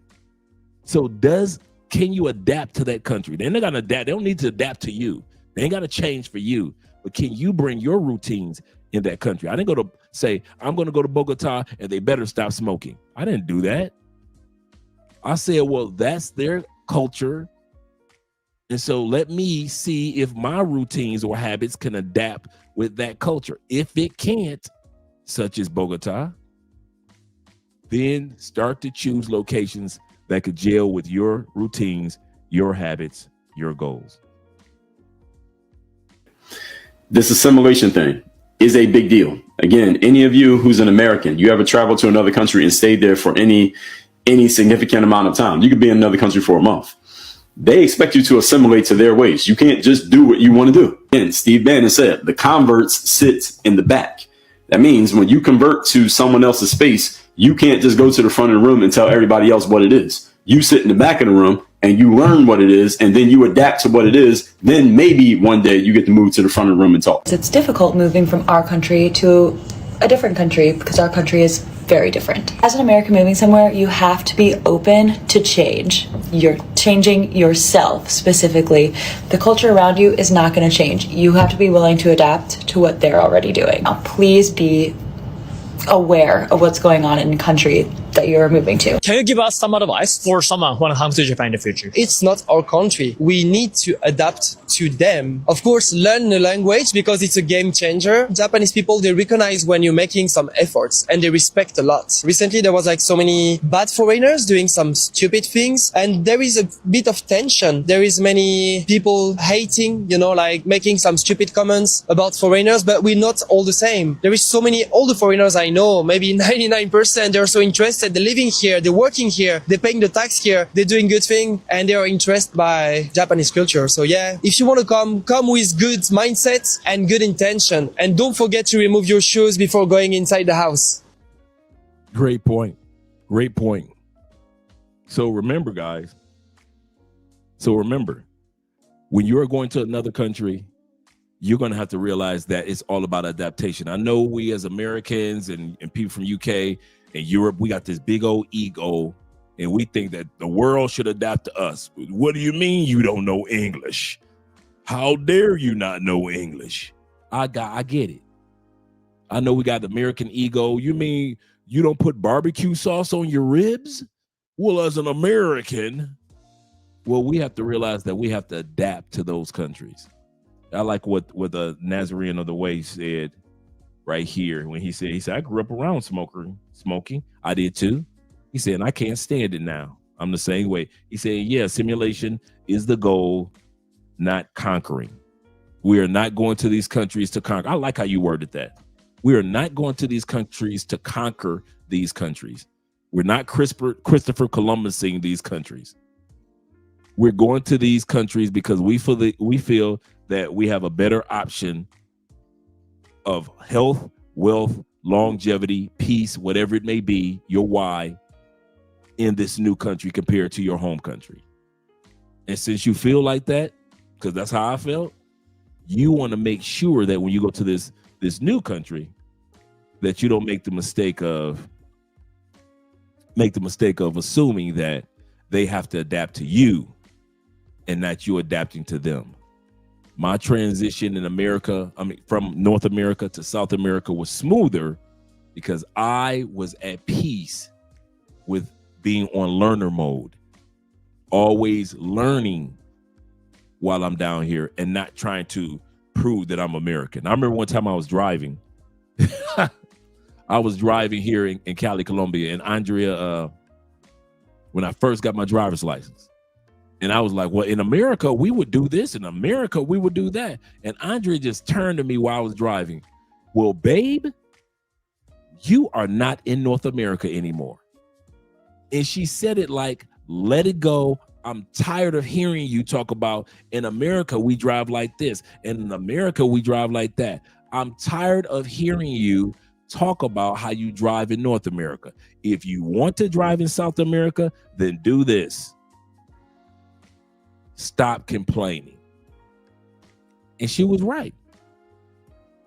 I had to adapt to their way of driving if I want to drive in this country.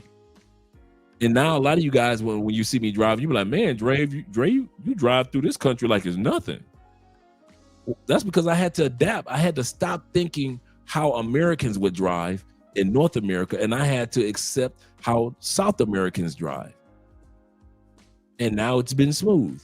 Have I had my little hiccups here and there, just like I would have in the States when it comes to driving? Yeah, but for the most part, no issues at all.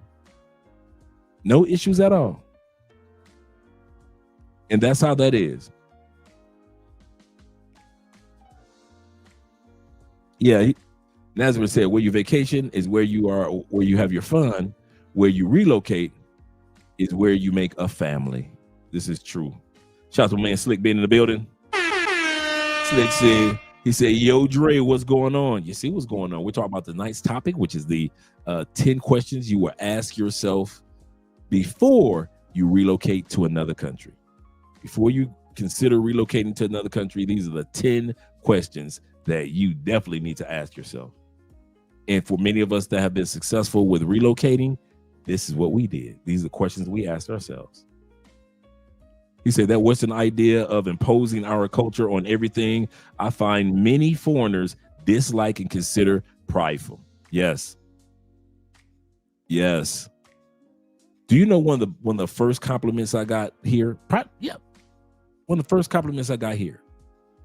Andrea's family said to me, my wife's family said to me, you're not one of those rude Americans.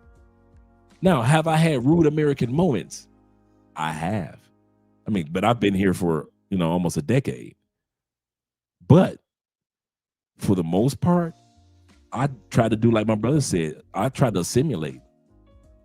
I don't try to agitate. I don't try to act like I'm better than. I don't try to walk around and act like they owe me English. I was the one that came to a 96% Spanish-speaking country, Portuguese-speaking continent. Who am I to sit back and tell these billions of people they should learn English? So that American pride, because they expected it. My wife's family expected me to be that egotistical American when I came down. And they realized that as they got to know me, I was nothing like that. He said, who was number one in health in the world? I believe it's Thailand. I believe Thailand medical is number one in the world. Let's look that list up. Let's look that list up.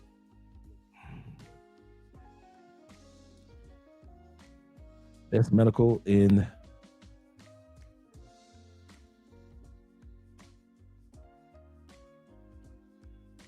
put that 2025 on there. I'll actually put it. I'll do it as 2020. Well, 2025 is almost over. I was gonna put 2024. I'll put 2020.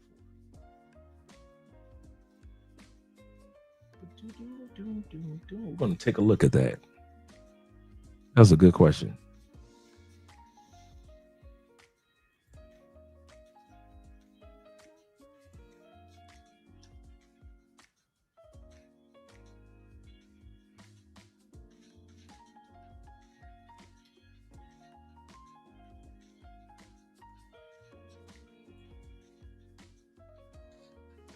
Let's see. Oh, they also have the 2025 list up. Let's see what it is.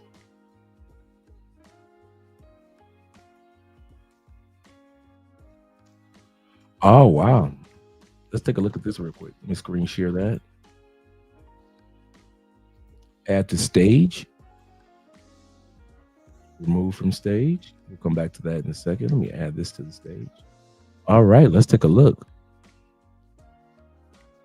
Top countries. Let me blow the screen up a little bit so we can see it even better. That's too big. All right, check it out. Top 5 countries with the best health care. Taiwan, South Korea, Australia, Canada. Now this is the 2025 list. Best healthcare in the world. I'm going to look at another list just in case. Sweden, Switzerland, Netherlands, Germany, Norway, Israel, Belgium, Switzerland, Japan, Singapore. Now this one doesn't have the number right here. Singapore, Morocco, United States. I know this is off. Oh, here we go. Number 68. United States is number 68. Let's put this in the healthcare.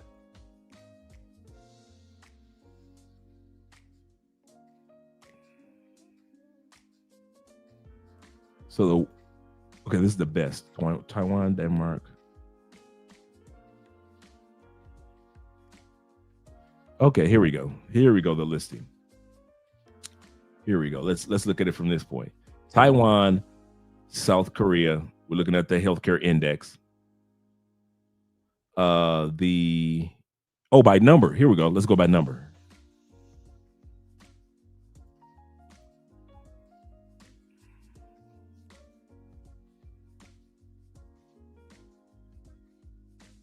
Is it by number?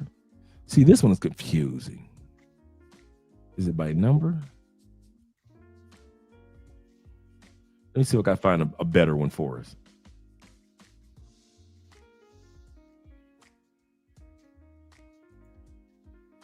This is 2024.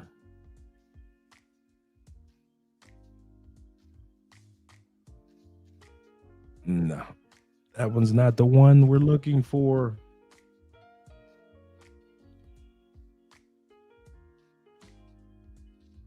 Countries in 2025. Let's see. Okay, here we go. Here we go. This is a little bit more clear. Taiwan, South Korea, Australia, Canada, Sweden, Switzerland, Netherlands, Germany, Norway, so forth. Let me blow this up a little more so we can see it clearly. They got the United States at 15th. I can't see it because it's never been that high. in the last 20 years, that means that in the last 2 years, the United States jumped from number 69 to number 15. I don't think so. I got to see why the United States. I had to research that, why the United States jumped in. It's been number 69 for 10 years. And then in 1 year, it jumped to number 15. No. So let's scroll down. We're in the 30s. France, number 25. Spain, number 26. UK, number 27. Now we're in the 40s. Let's see where Colombia is on this list. So we don't even see Colombia.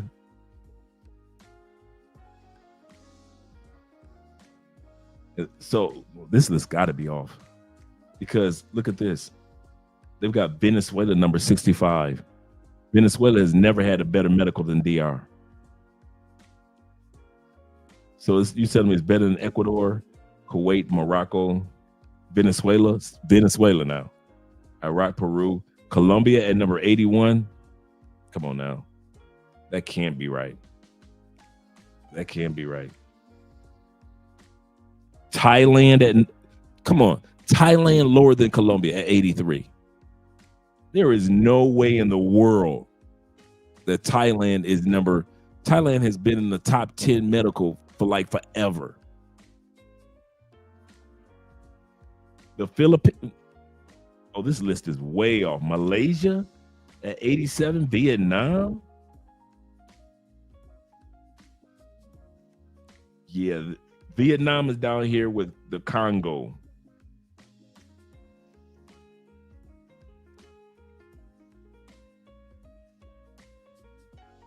Yeah, this list has got to be off. This can't be right.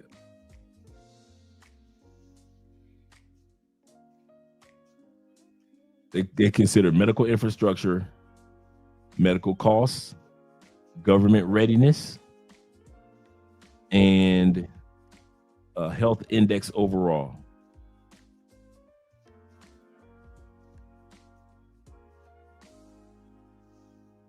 Okay. Now, health index overall might be correct with 56 for the United States, but let's see what they say with Colombia. I can't believe they got Thailand all the way down under Venezuela. No, these can't be right. Philippines 32. Ghana 27. Ghana 27. No, that list is off.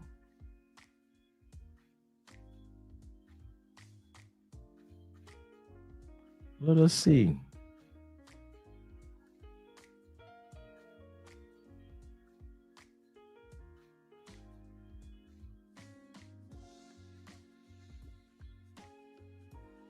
Let's see if this one has a more updated list. This one has the United States at 12. United States is not that good. I love my country, but it is not that good. But let's get back to the topic at hand. It is not that good.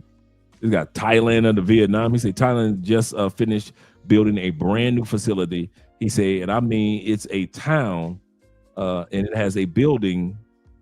It's a low town, nothing but the most high-end medical facility in Southeast. I know this. That's why I was like, man, this list is off. There is no way that I would not believe that the United States is number 15. That will not happen. He said, if you have Chat GPT account, it'll be more accurate. While we're watching the next videos, I'll look at Chat GPT and DeepSeek. You're absolutely correct. Yeah, that list is backwards. There is no way America's going to go from 69 to 15. But let's go back to the video. Let's pull this down, remove this, and add this to the stage. Number 3. So let's look at the third thing when it comes to before you relocate to another country, the 10 questions that you need to ask yourself. Let's look at number 3, and it is, what does a good life cost in that country? Your housing, your health care, your hobbies, etc. What is the cost of living in that country? Month to month. Some people are going to another country as retirees. Some people are going as digital nomads. Some are going as investors.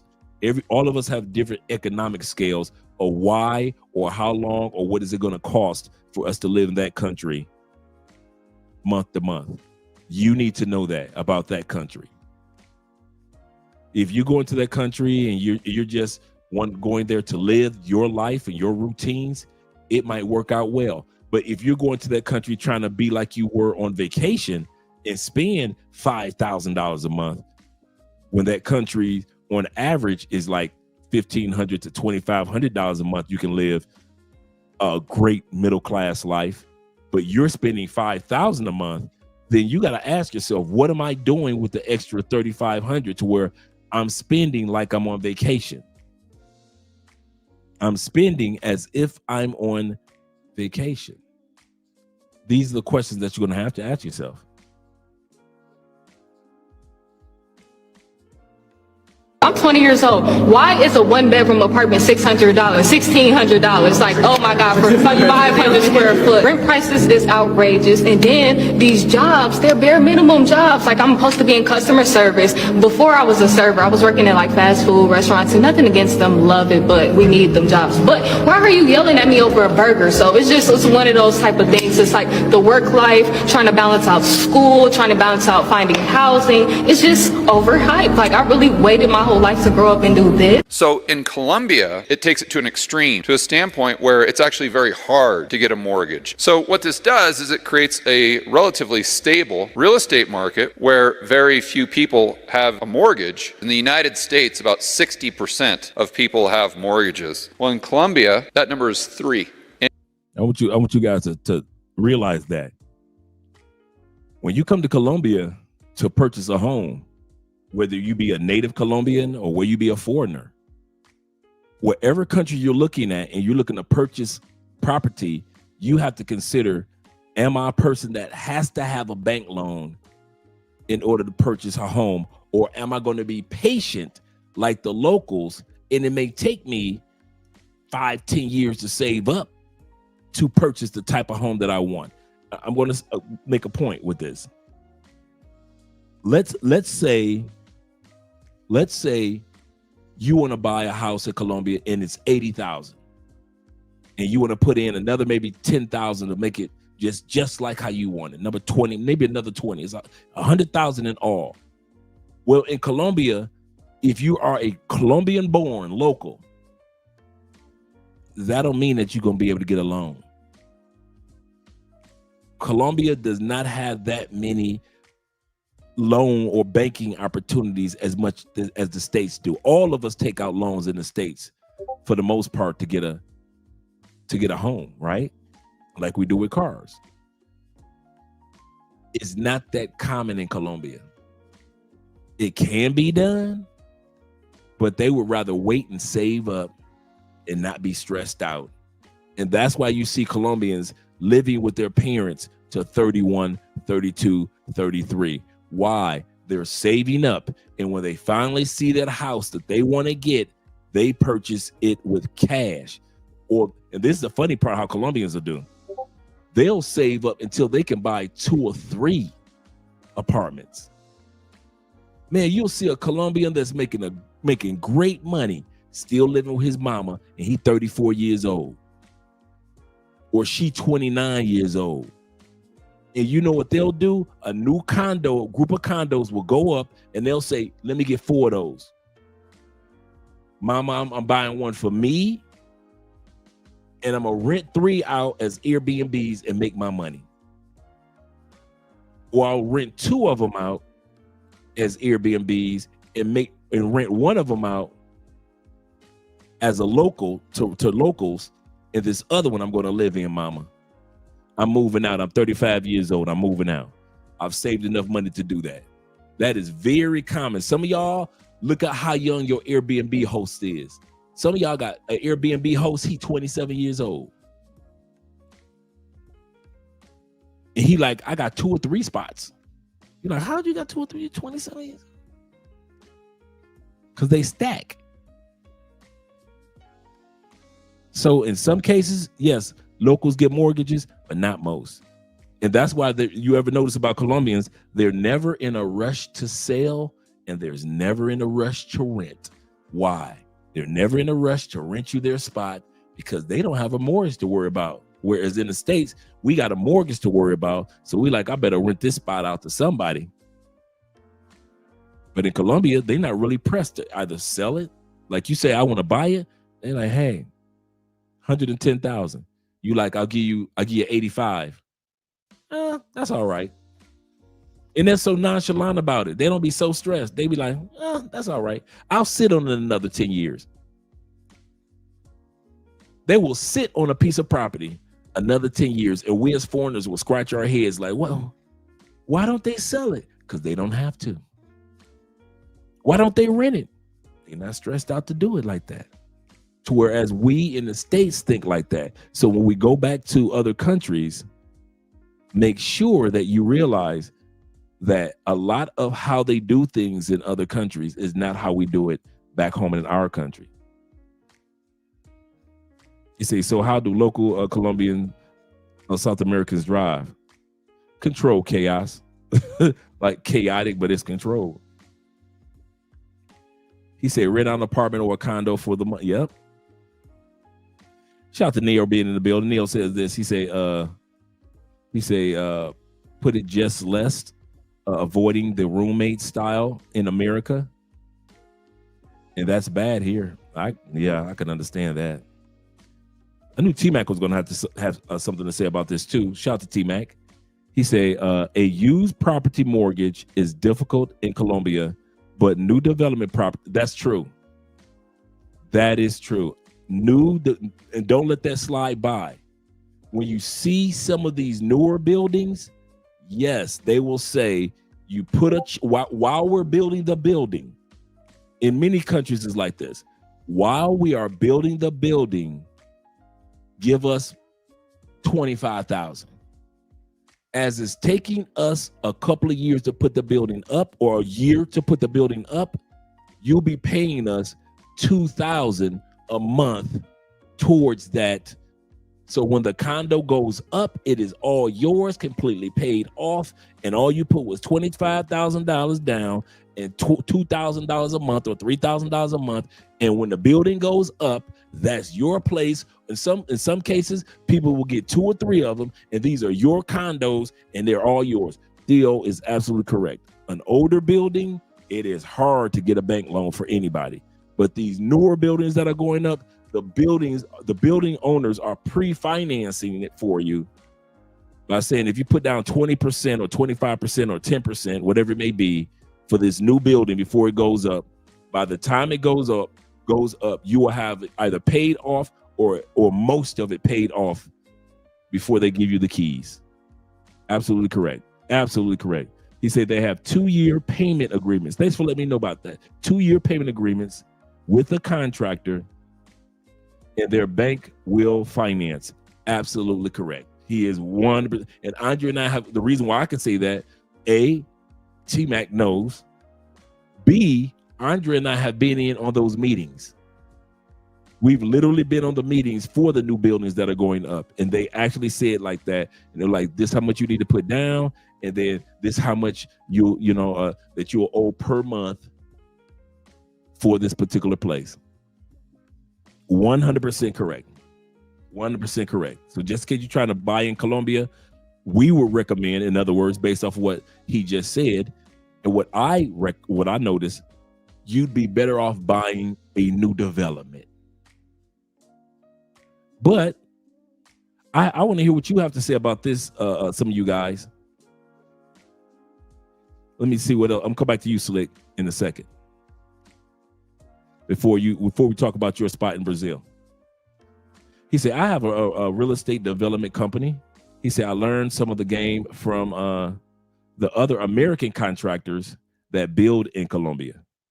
I offer a 2-year mortgage for properties because interest is insane here. That is correct. The interest rates in Colombia is crazy when it comes to a house. Ain't like the States where it's like that 1% or 1.2% or less than 3%. Or that, like 14, 15, 16%. Yeah, it's high. He's not lying. So, hey, if you guys are thinking about buying a piece of property in Colombia, you might want to reach out to our brother T-Mac. Shout out to you, T-Mac, to at least get some information if you're not going to buy directly from him. My man Slick says this. Shout out to Slick once again. He said, that's how it was for me on my house in Brazil, Andre. He said, now I owe only 98, now only own 9,700. He said, and I'm done. Because he put down a down payment on a developing piece of property. And since he did that with a developing piece of property, he's only 9,700 away from accomplishing his goal. Yep. Shout out to that brother. He said, I definitely want to own my own home in South America. No rent. Now, I want to hear what some of you guys have to say, especially T-Mac and Slick and all you other guys. I've heard this before also.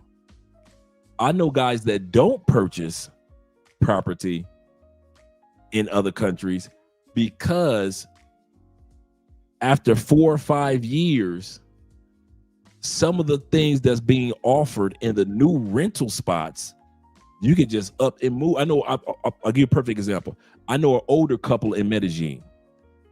They move to a new spot every 3 to 5 years because that new condo that just went up has a lot more amenities than the building that they're currently in. So they're like, they moved to this building in 2021, and it had a swimming pool and a gym. But the building that's across the street has a better view now that it's built. It's got a library, a workstation, a little mini store, a gym, and a huge swimming pool. And then they said a couple years after that, they might move to another one that's just developed. And so let me know how you guys feel about purchasing in a building that's currently what it is,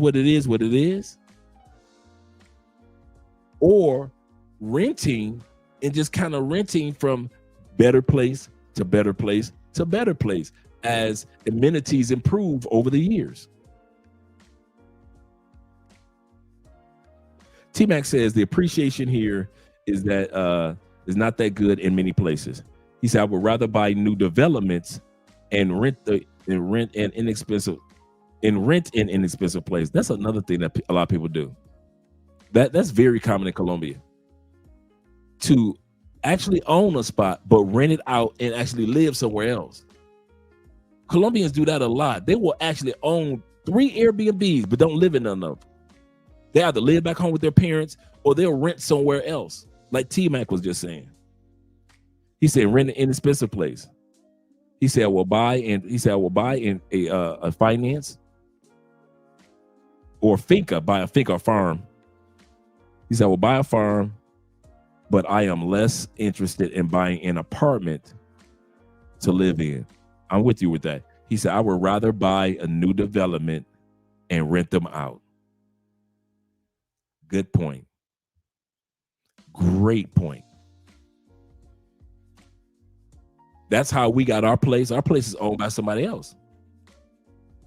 They rented it out. We've never met them. We've met the realtor that's over our place, but we've never met the owners. They don't live in our building, but they own 2 or 3 pieces of property in this building, but they live somewhere else. I got partners where their landlord lives in the States.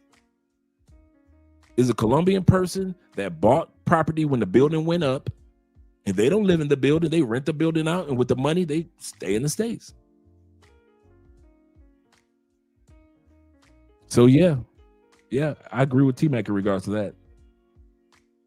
So let's go back to number 3.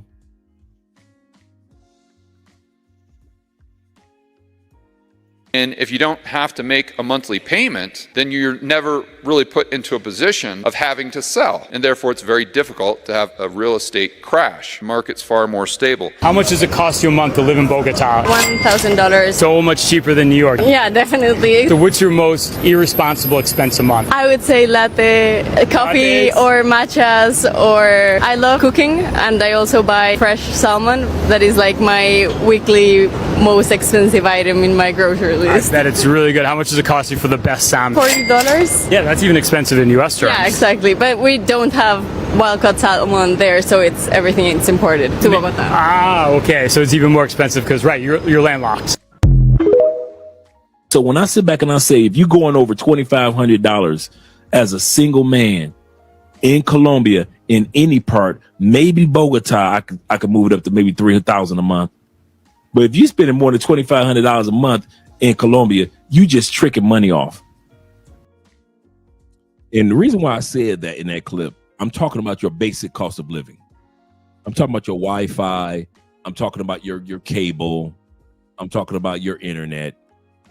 I'm talking about the housing, the water, and your transportation. I'm not talking about your entertainment. I'm not talking about your going out and having fun expenses. I'm talking about just your basic everyday monthly expenses. When you're initially coming to Colombia, you do not have to spend $2,500 a month. For some people that do, hats off. But for most people that are coming here, you don't have to spend that much. Our monthly expenses, I've been here for almost a decade, and I can say Andre and I together in the upper middle class, zone 5, our monthly expenses are about $1,700 a month. Everything.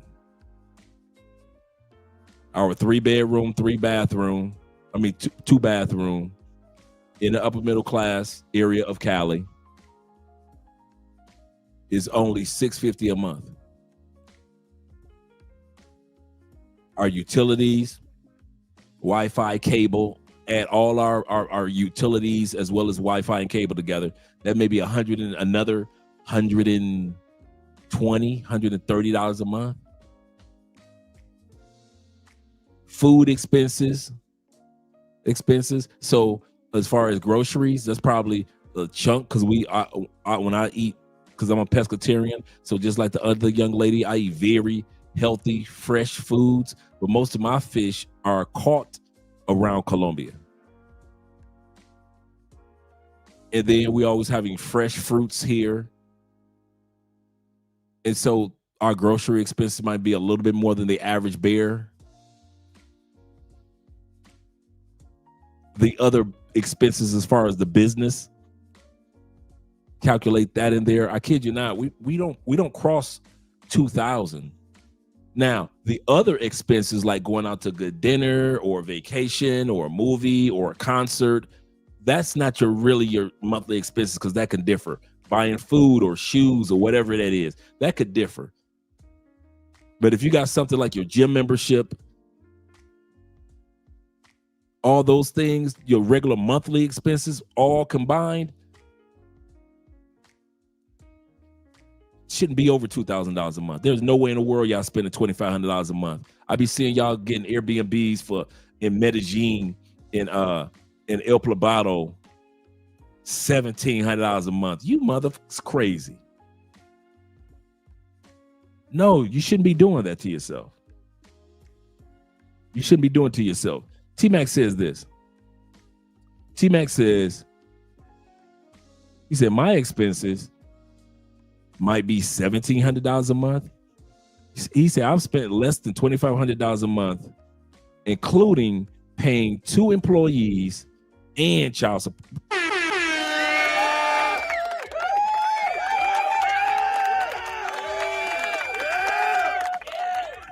And we ain't living in no huts. We're not living in the honeycomb hideout for all you old heads. We're not living in the honeycomb hideout. So if y'all thinking that we're just slumming it over here in these other countries. We let y'all think what you want to think. He said, after I pay off my first house, he said, I will buy a second house for about 45 grand. He said, which is a brand new 3-bedroom in Airbnb, the second home. Absolutely correct. Shout out to you and the brothers in Brazil. Shout out to you and the brothers in Brazil. So let me continue on with the video in which I was on. Not as a single person. There's no way. I wish I would. You could get an apartment that's like $800 in Colombia that's got all the bells and whistles of a $4,000 apartment in the States. Ain't no freaking way. So I'm with my brother.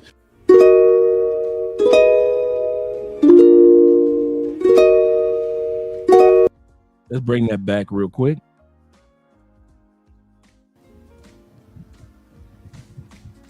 You could get an apartment that's like $800 in Colombia that's got all the bells and whistles of a $4,000 apartment in the States. Ain't no freaking way. So I'm with my brother. So here we go in Medellin, $1,200 apartment, just $1,200. Look at what you get. Now, you know you're not going to get this for $1,200 in the States, in Canada, or in UK. So let's see what you get for $1,200 a month in Medellin, Colombia.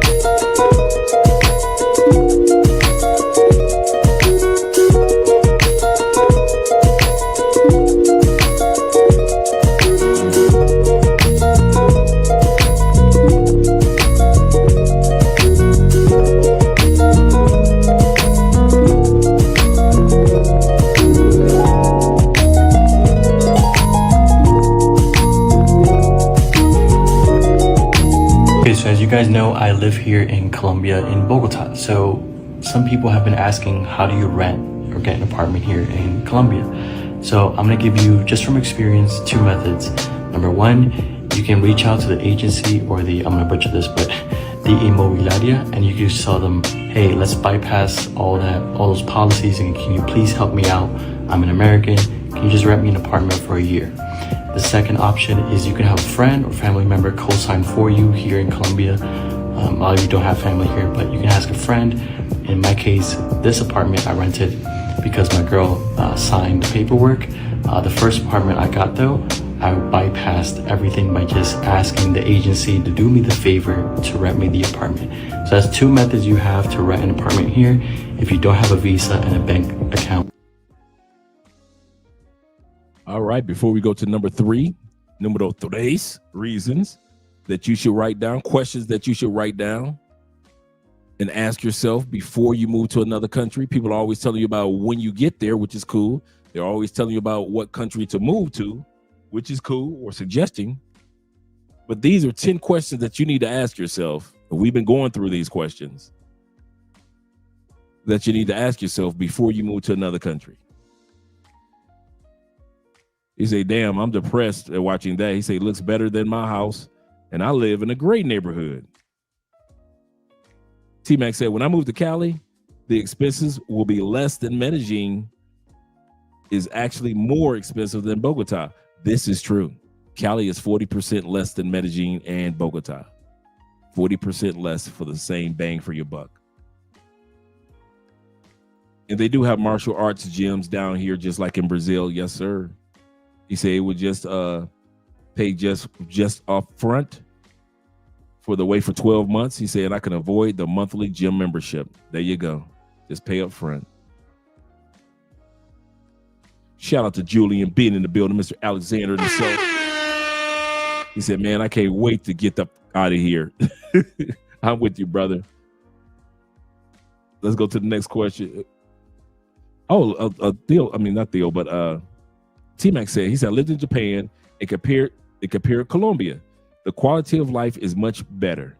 He said, people think that the Japanese live large, but they live less comfortable than many places in Colombia. I didn't realize that. I did not realize that. Good point. All right, the next one we're going to look at is this. What are your long-term plans? As you're deciding on what country is going to be your bat cave, you need to decide on what are your long-term plans going to be for that particular country. You don't want to make the mistake of going to a country and you're like, you know what? I'm out of here. And then you're going from country to country to country. And the reason why a lot of us do that because we have no plans when it comes to any country. So do you plan on getting a visa for a country?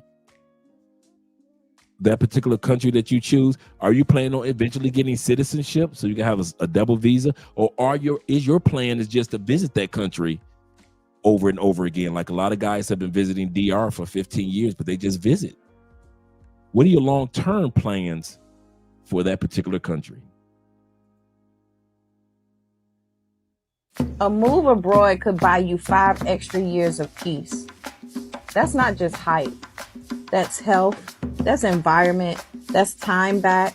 And you deserve that. Ever wondered how some foreigners are able to stay in Colombia past the 180 days that you're given as a tourist? Well, yeah, there's actually a difference between staying as a tourist and what we call the digital nomad visa. So here's the deal. The tourist permit, this is the easy route. If you're from the United States, Canada, or most of Europe, you don't even need to apply. You just land and you get 90 days at the airport and you can extend it for another 90 days, which is about 6 months a year. There's no forms, there's no embassy, there's no fees. But here's the catch. You're not technically allowed to work, not even remotely. So you're supposed to be on vacation and not clocking in from your laptop. Now, the digital nomad visa, that's for people who want to stay longer and work legally while living here. But it's not just a quick online form. It's a process. You've got to show proof of income from outside of Colombia, and it has to at least be $1,000 a month.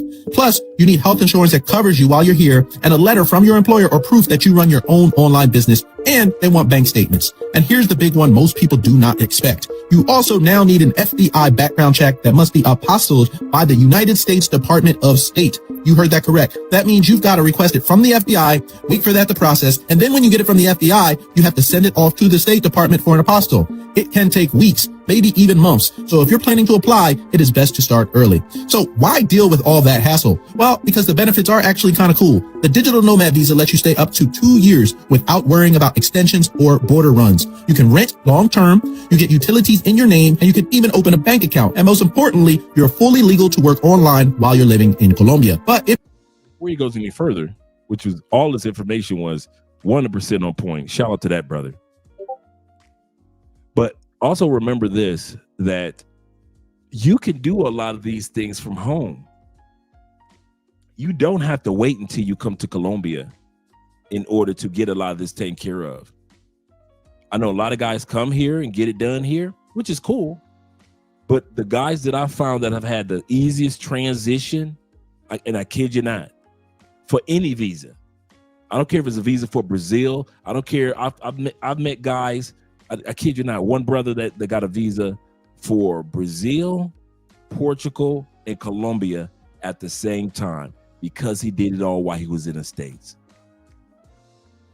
He got 3 visas approved at the same time because he did it from the States. My man, shout out to 0 Milligram.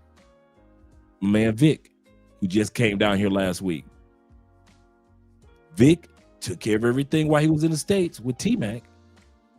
Assistance with when it comes to, he's a lawyer that he used.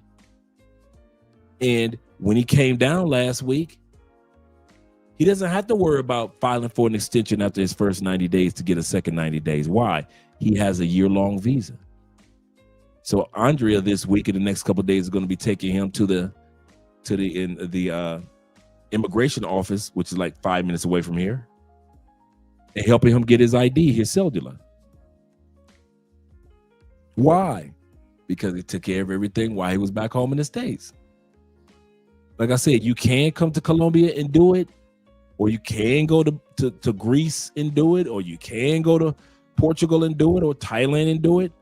But if that country allows you to take care of all that while you're still at home in the States, why not take advantage of it? Why not take advantage of it? Let me let you guys, let's get ready to get to the next one. Let me read the comments first. Nazarene of the Way said, he said, I live in an apartment far smaller and less upscale, right outside the hood of probably double the fancy apartments there. Yep. Good point. T-Mac says this. He said, I do not have to do a lot of those things with my parent visa. That's true. And if you're a parent, you know, just like if you're married, you're kind of like a little different than everybody else. He said they just want a letter saying that I was paying to take care of my kids. Bada bing, bada boom. If I'm taking care of my shorties, that's all I need with a parent visa. That's what's up. Thanks for T-Mac for letting us know, for all you future fathers out there. Let's go back to the videos and hear what the brother has to say. If you're just here for a few months, the tourist permit is just way simpler. There's no background check, there's no waiting, and it's just no headache, right? So here's the bottom line. If Colombia is just to stop on the journey, the tourist permit is good enough, right? But if you see yourself building a real life here in Colombia, that extra work for the digital nomad visa, it might just be worth it. So what do you all think? Are you going to consider getting a digital nomad visa, or are you cool just coming as a tourist for 180 days a year? Let me know in the comments. Colombia is offering a foreign direct investment visa with an exciting entry point, because the property value only has to exceed $109,000, and you're eligible for an investor visa. This guide goes through how to research the deed, pay for, register the property, visa paperwork, and the property taxes. It's initially valid for 3 years, and then it's renewable as long as the investment is maintained. When you apply for a Colombian visa, the Ministry of Foreign Affairs can give you 3 different answers. The first one is that your visa is required. This means that they require more information from you to keep processing your visa. Correct. Let's look at number 1 again. When you're in Colombia or most countries, even though I'm talking about Colombia today, much of what I'm talking about on this episode applies to most countries in the world, especially when it comes to applying for a visa. First reason why they'll hesitate with your visa to approve it is that there's some information that they need from you, further information. So don't panic just when they say, hey, we need you to do this, or we need you to do that, or could you send us this, or could you send us that? Just send it off to them. And usually the cool thing about most countries, they'll request that information early. They'll request it within a week. They'll say, hey, you forgot to put in the blah, blah, blah. Usually it's not like 30 or 40 days when they're asking for this extra information. So that's the cool part. So let her say number 2. The second one is that your visa is inadmitted. This means that your application is not going to be processed by the Ministry of Foreign Affairs because you're missing information or just at their sole discretion. If your visa is inadmitted, you can present a new application right away for the same type of visa or for a different type of visa. And the third, before she goes to the number 3, she's absolutely correct. They do have the right as a country to say, we don't want to approve it right now. You didn't do anything wrong. There might not be anything missing from your visa. They just don't want to approve it right now. I'll give you a perfect example. With the tension that's going on with certain governments and our president in the United States, it's not easy as it used to be to get visas approved in certain countries now, because the United States is just beefing with everybody, right? Let's be real. So I know a couple of guys that they did everything right, nothing wrong. And Colombia said, we don't want to approve it right now. So they got to reapply. I told y'all the story about the famous salsa singer from Puerto Rico. He's been coming to Colombia for 40 years. Never had a problem getting a visa approved to come over to perform.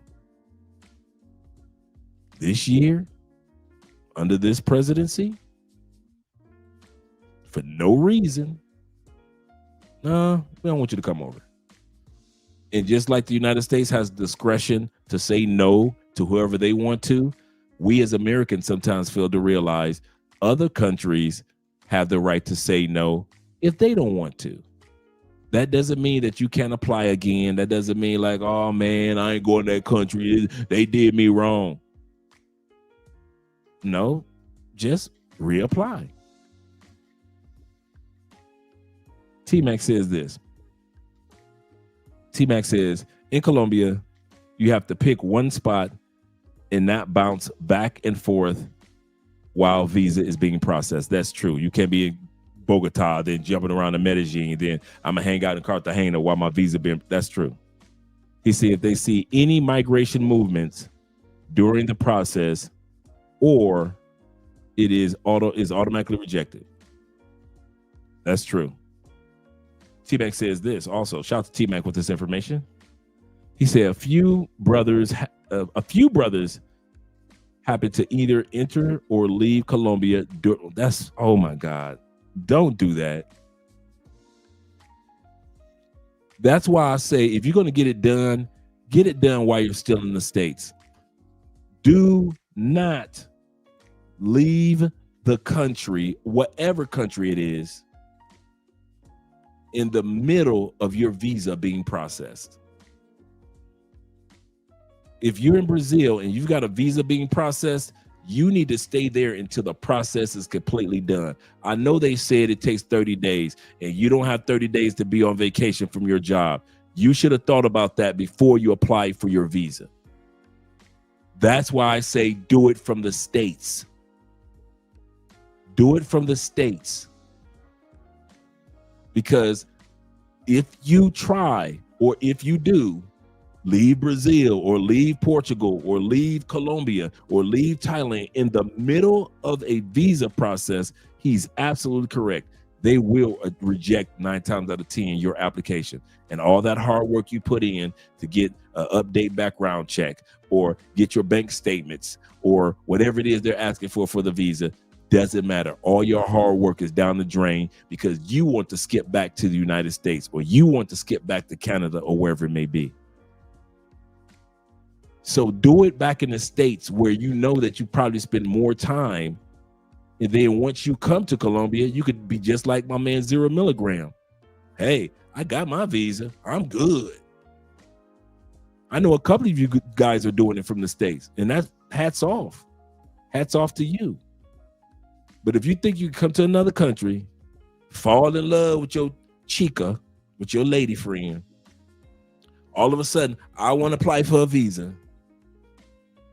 But then you don't want to stick around for the visa process to be completed.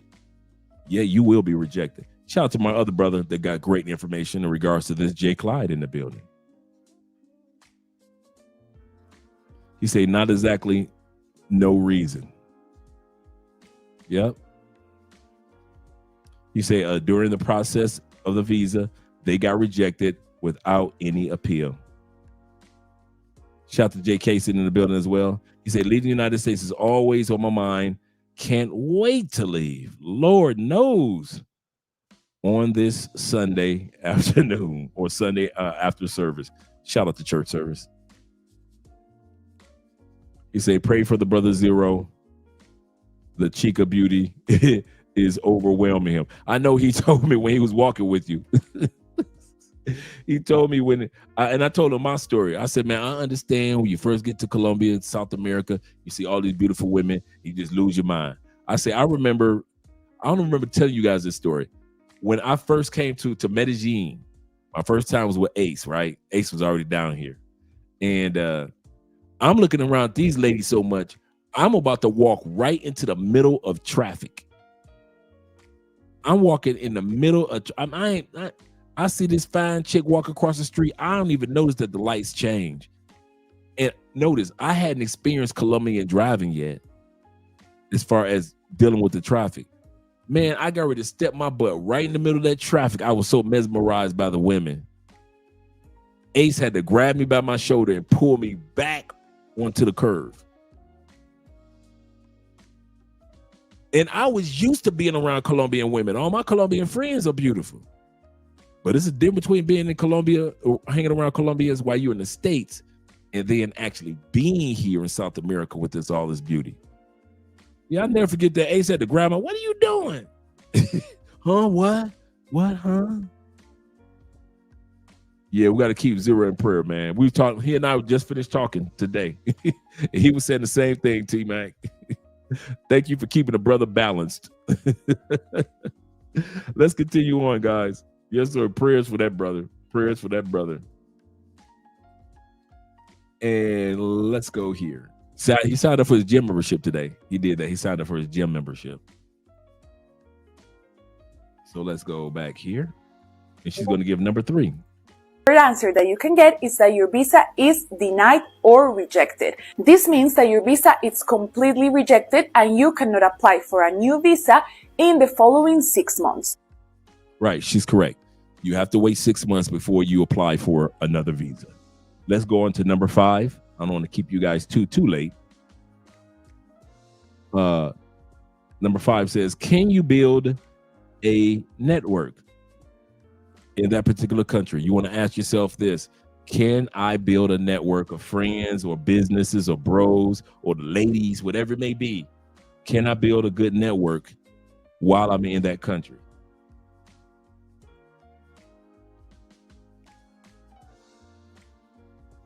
Bro, living abroad and going to other countries makes you realize that, damn, it's way easier to talk to people in other countries than it is America. Like, you say what's up to somebody in America, they look at you like, but when you talk to somebody in another country, they're so open and it's different. Like, you can meet somebody in public in another country and become friends with them off rip same day. Bro, if you ask somebody in America to hang out and become friends, if you just meet them, bro, they're gonna look at you like, no. I'm just saying, like, American people are more closed off than people in other countries, like most countries. Because there's people, like, in other countries that are closed off as well. But America is, like, top closed off. Like, people not letting you into their personal life at all. He ain't lying. We all know that. We've all had situations where we didn't know that person in that other country for nothing. And next thing you know, we're all hanging out, having dinner at their family's house, having drinks, just enjoying playing dominoes, watching sports, whatever it may be, in a foreign country. They know nothing about you. You know nothing about them, but they are so friendly in these other countries compared to how we treat each other, that with that us for no more mentality that we have in the United States. My brother Jay Casey said this. He said, the comedian that you know, Marcus, he's in Brazil. He was talking to the other brother. He said he's in Brazil. He has an Instagram post him having a good time. He said, then towards the end of his post, he said, America, I'm not coming back. I ain't mad at him. I am not mad at him. Yes, sir. Let's continue on. If you want to be friends with somebody in America, you must knew them forever, or you must know a friend that knows a friend, and you cool with them like that. Other than that, it's harder to make friends in America than it is abroad. 100%. My name is Pink and I'm really glad to meet you. And this guy said he made friends in Medellin first 24 hours, just friends. He ain't out there wilding, just some friends. You're recommended to me by some people. Hey, ooh, is this illegal? Hey, ooh, it feels illegal.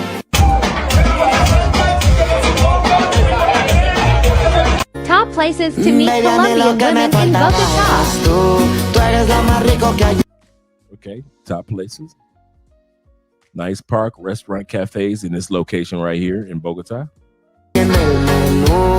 Dile que se despida, que ya tú estás convencida. Baby, a mí lo que me falta. Of course, body check, the gym.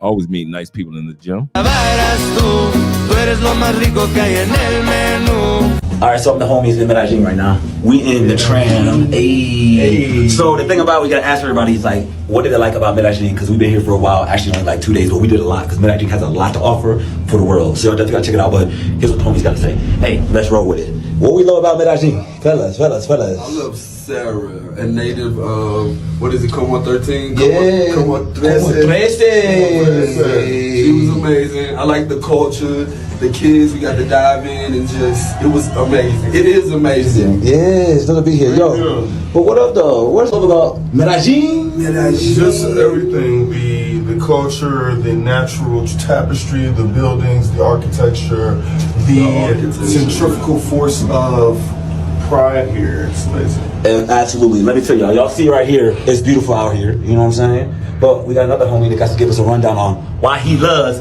Medellin. Yo, The people. Yeah? The culture. Yes. That bar we went to last night. Hey, the bar we went to last night. Yeah, we went to a dope ass bar in some neighborhood before we went to the club last night. Gang. The homies were there, of course. So I don't know the name of it, but it was amazing. The late morning Mickey D's run. Look at us. We have been up since yesterday. We have not slept. The running. Fusion is in Colombia. That's why I love Colombia. Medellin, you gotta make sure you come here and check it out. Definitely get it on your itinerary. You know what I'm saying? Medellin is definitely the place to be. All right, we're going through the style right here. Anyway, deuces. We see y'all later. All right. So can you network in that country? Can you make friends in that country? Can you enjoy the country itself? All these things is important when choosing a country, not just the ladies, but the other things that you can enjoy in that country as well. Number 6, we're going to take a look at number 6 real quick of the 10 questions that you should ask yourself before relocating or moving to another country. Number 6 is, are you ready for the unwritten rules? Are you ready for the unwritten rules? Before we go into that, let me go to the comments. Shout out to my man YouTube Ninja Habit in the building. He said, the truth will set us free. He said, but planning will allow you to stay free. That's a good way of putting it. The truth will set us free, but planning will allow you to stay free. Yeah, I love seeing us travel, man. You see brothers that you probably wouldn't see getting a chance to hang out with each other any other time, just enjoying life. So when I hear the women and the men that are in the United States that don't travel criticizing others that do, I just take it with a grain of salt because I know that they don't know what they're talking about. So number 6, let's check it out. Remember is going and getting a bottle of alcohol and drinking like most of it and sitting down. Medellin is not a game. Shout out to our brother right here, Official Kobe, who's in Africa right now. He sent me some videos. He's out there having fun. Let's hear what he has to say. And I'm going to slightly disagree with him here. He says that it's not dangerous. Colombia is dangerous, especially when you're going to these touristic areas where gringos, specifically Americans and Europeans, are the target because they know we have money. Remember, they only make about $400 to $500 a month on average, and the cell phone you have is anywhere from $700 to $1,200 or more. So that means about $800 to $900. Now, I've been in a similar situation as his. Nothing happened to me because I was with one of my friends that is from Medellin. He is Paisa, right? So if you go there, make sure that you're careful. Don't get drunk. Keep it to a limit, and make sure that you have your day or your nights planned out, and don't be crazy because you might not make it back home, and you know you wouldn't want that. What are some other red flags when it comes to dating or women in Colombia? Another red flag is when she starts asking you for money. She says like, oh, like her mother is sick or her grandmother is sick. And when she starts like to do that, no, because what will happen is like, I've seen this happen with a lot of guys. For an example, right? A guy will pay the girl's phone bill. Maybe her phone bill is about $10-15, right? You know, no sweat. Okay. But then what ends up happening, oh, you know, I need money for food, you know, $30-40, right? Then a few weeks later or a month later, oh, you know, my grandmother's sick. She needs medicine, you know, $75. oh, I'm late on rent, you know, maybe $100, 125. They'll have a picture, someone like getting like an IV, right? And you just see the arm and the IV, and then she'll be like, oh, my grandmother's in the hospital, my mother's in the hospital, you know, we need money for medicine, right? And then they'll take a picture of an empty fridge. Like, I'm telling you, like the scam that some of these shorties do, like it's a full-time job. In your first couple conversations, they're going to mention it. They're going to mention stuff they need. I'm talking about literally, probably in the first 5 minutes of you guys talking. And then they're going to start hitting you with the stories. They're going to also send you some pictures as well, too. They're going to try to make you feel really, really bad. So this is how you get past it. You ignore that shit like it never even came to you. Like the He's absolutely correct. When you start hearing the sob stories from men and or women in other countries, whether you're male or female and you're traveling and you're getting to know somebody and they start sending you these sob stories, the best thing you could do with those sob stories is don't even respond to them. Don't respond to those stories. They'll stop sending them. Buy me a cell phone. Mommy, I need a ticket. Me or more, whatever it is that they're trying to sell you, whether you're a guy that's a foreigner or a local that's a foreigner. I mean, or a girl that's a foreigner. Don't let people con you out of your money, and that's what I'm saying, because you don't want that. message never came. Look at the previous message and start talking about that. How to date a Colombian girl and actually succeed. Ask about her culture, music, food, novelas, dramas. You have to learn everything. Surprise her with arepas or empanadas. Oh yeah, got to bring their arepas or empanadas. Great food. Will never get tired of that one. Learn her favorite songs. For some reason, we just love you start listening to our music, and then we both listen to my music. Be very romantic. We love flowers, little notes, voice messages. Most important, try to get to know her family and if they love you. If her mom likes you, your chances go way up. And never do this. Don't say Colombia, it's Colombia. Don't joke about Pablo Escobar, that's old, not funny. Don't assume she drinks aguardiente every weekend. Not every Colombian is a party animal, so just saying. That's it. Not every Colombian is a party animal. She's absolutely correct. She is absolutely correct. Not every Colombian or foreign woman or foreign guy is a party person. Not every weekend. You know, my wife always talk about like this. I ain't trying to be partying like that. Like right now, Andrea is going down with her family to look at the Christmas lights and have fun doing that right now. But that's family time. But as far as like just hanging out every weekend, partying, acting like she's on vacation mode because you're on vacation mode, a lot of women aren't like that.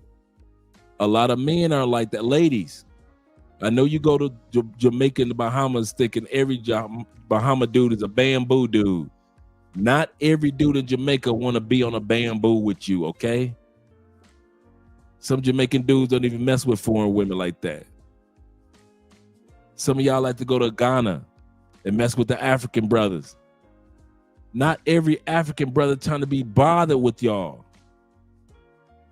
So don't assume because you're American or Canadian or from UK and you got a few dollars in your pocket that everybody wants to party like you with you. Not everybody's on vacation mode. You're on vacation mode. Treat it as such. Those that want to party with you, party with them. Have fun. But those that don't want to party, you got to respect who they are and don't look at them like, what? You're a Colombian. You mean you don't salsa dance? You don't drink aguardiente? You don't stay up until 7 o'clock in the morning? What? Don't do that, because everybody is different. Everybody is different. T-Mac says this. He said, my ex in Bogota said that she could not make her rent. I found her a cheap hostel.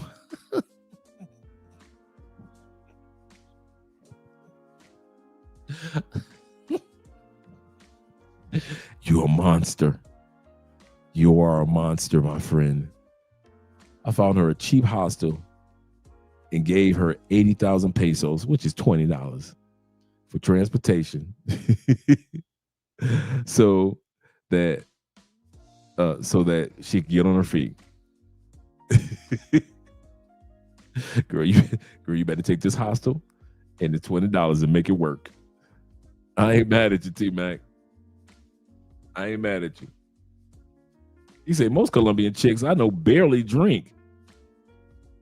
He said, I know, he said, and go to church religiously. Yeah, man. Shout out to my man Dean to be in the building. Dion in the building.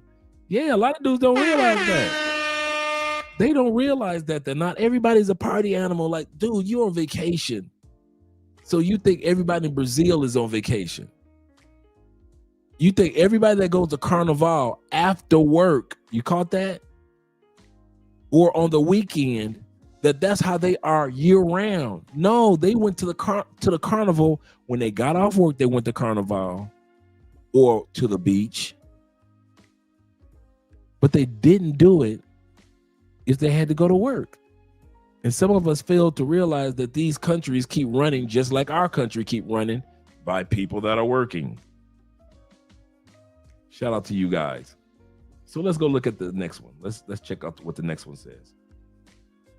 Number 7. What is my plan B when things get hard? That means the inner plan. What's your plan B? Is your plan B to say, well, I'm going back home? And how long are you going to go back home? If that's your plan B. I'm going back home. Or what are you going to do if something comes up? Let's put it like this. Let me just put it like this. You're not going to always have wonderful days in these countries. You're going to have a day in these countries where you're like, a little depressed. Or I can feel myself catching a cold. Or I'm a little bored. What do you do when those moments happen? What do you do when the country that you chose, you think that's the number one country, and you start to think, maybe I should choose another one? What are you going to do? You're going to choose the other country, or you have the choice of just staying in your own home country, the new home country, but you have those options, and that's what my point is. What are you going to do with your new plan B? It's about the inner plan. It's about your mentality. It's about your behavior. I want to say this to the ladies that may be watching. A lot of you ladies have to go back home to the United States, Canada, and UK. Because emotionally, you couldn't adapt to life outside of the United States, Canada, or UK. Why is that? Well, I miss family. I miss my mama. I ain't got no man out here. And the man out here are American men, and they don't want American women in other countries, so they don't date us. And whatever may be your reason, you're gonna have inner challenges. So are you gonna go back home because you're lonely? Many do. But for those of you that don't, you're gonna have to come up with a reason why you don't. Because if the men in other countries aren't dating you, what else are you gonna do? What other recreations are you going to find in your new country that allows you to say, I'm going to stay here. I really like this country. I really like the people.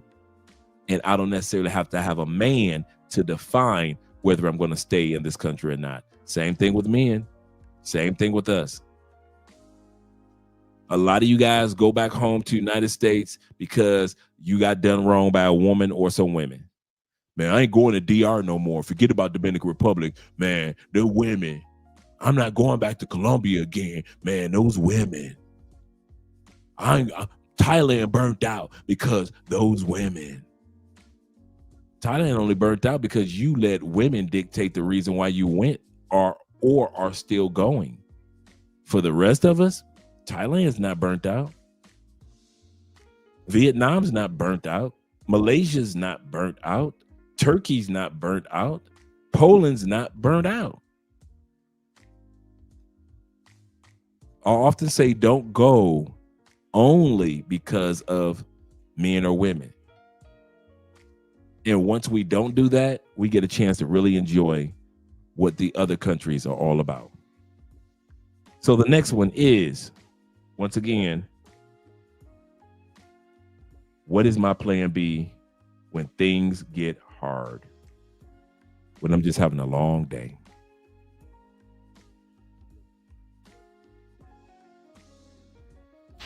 I feel like no one is talking about this when they move abroad. Everyone talks about how great it is, all the positives, but no one ever says the worst part of moving abroad and living out of your country is the biggest sacrifice you have to make.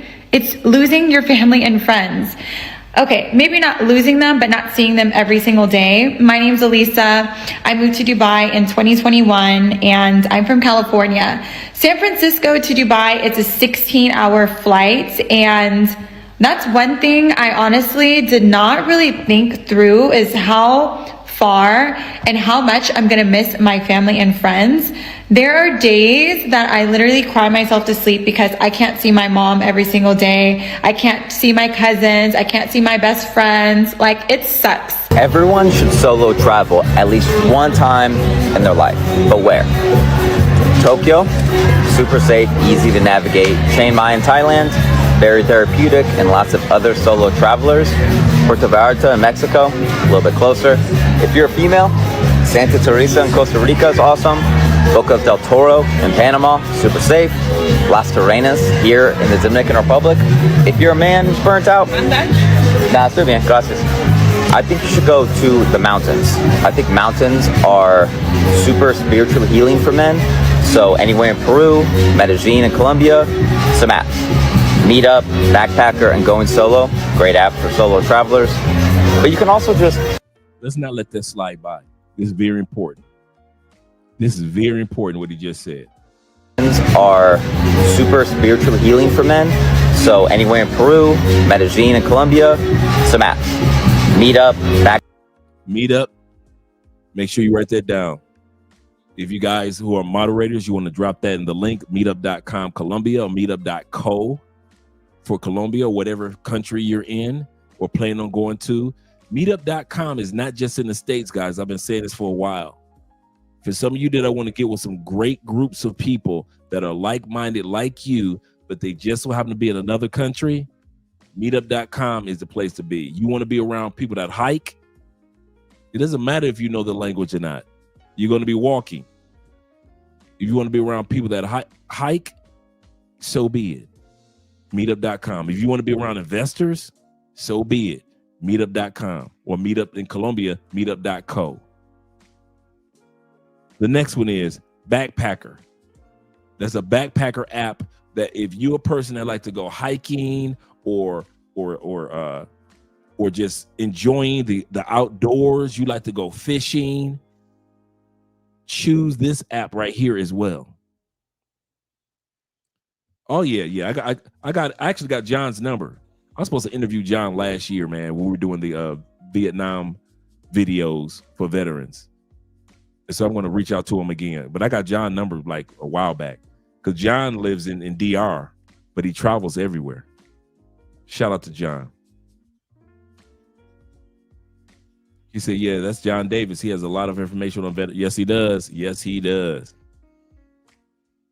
He said, if you come to Medellin, they have a private WhatsApp group for the Med community. That's another thing on Facebook, in WhatsApp. You do not have to land. If you're a solo traveler, solo does not mean that you have to be alone once you get there. It just means that you travel there alone. Doesn't mean that you have to be alone in that country. There's always somebody that's there willing to show you around a particular country, particular city.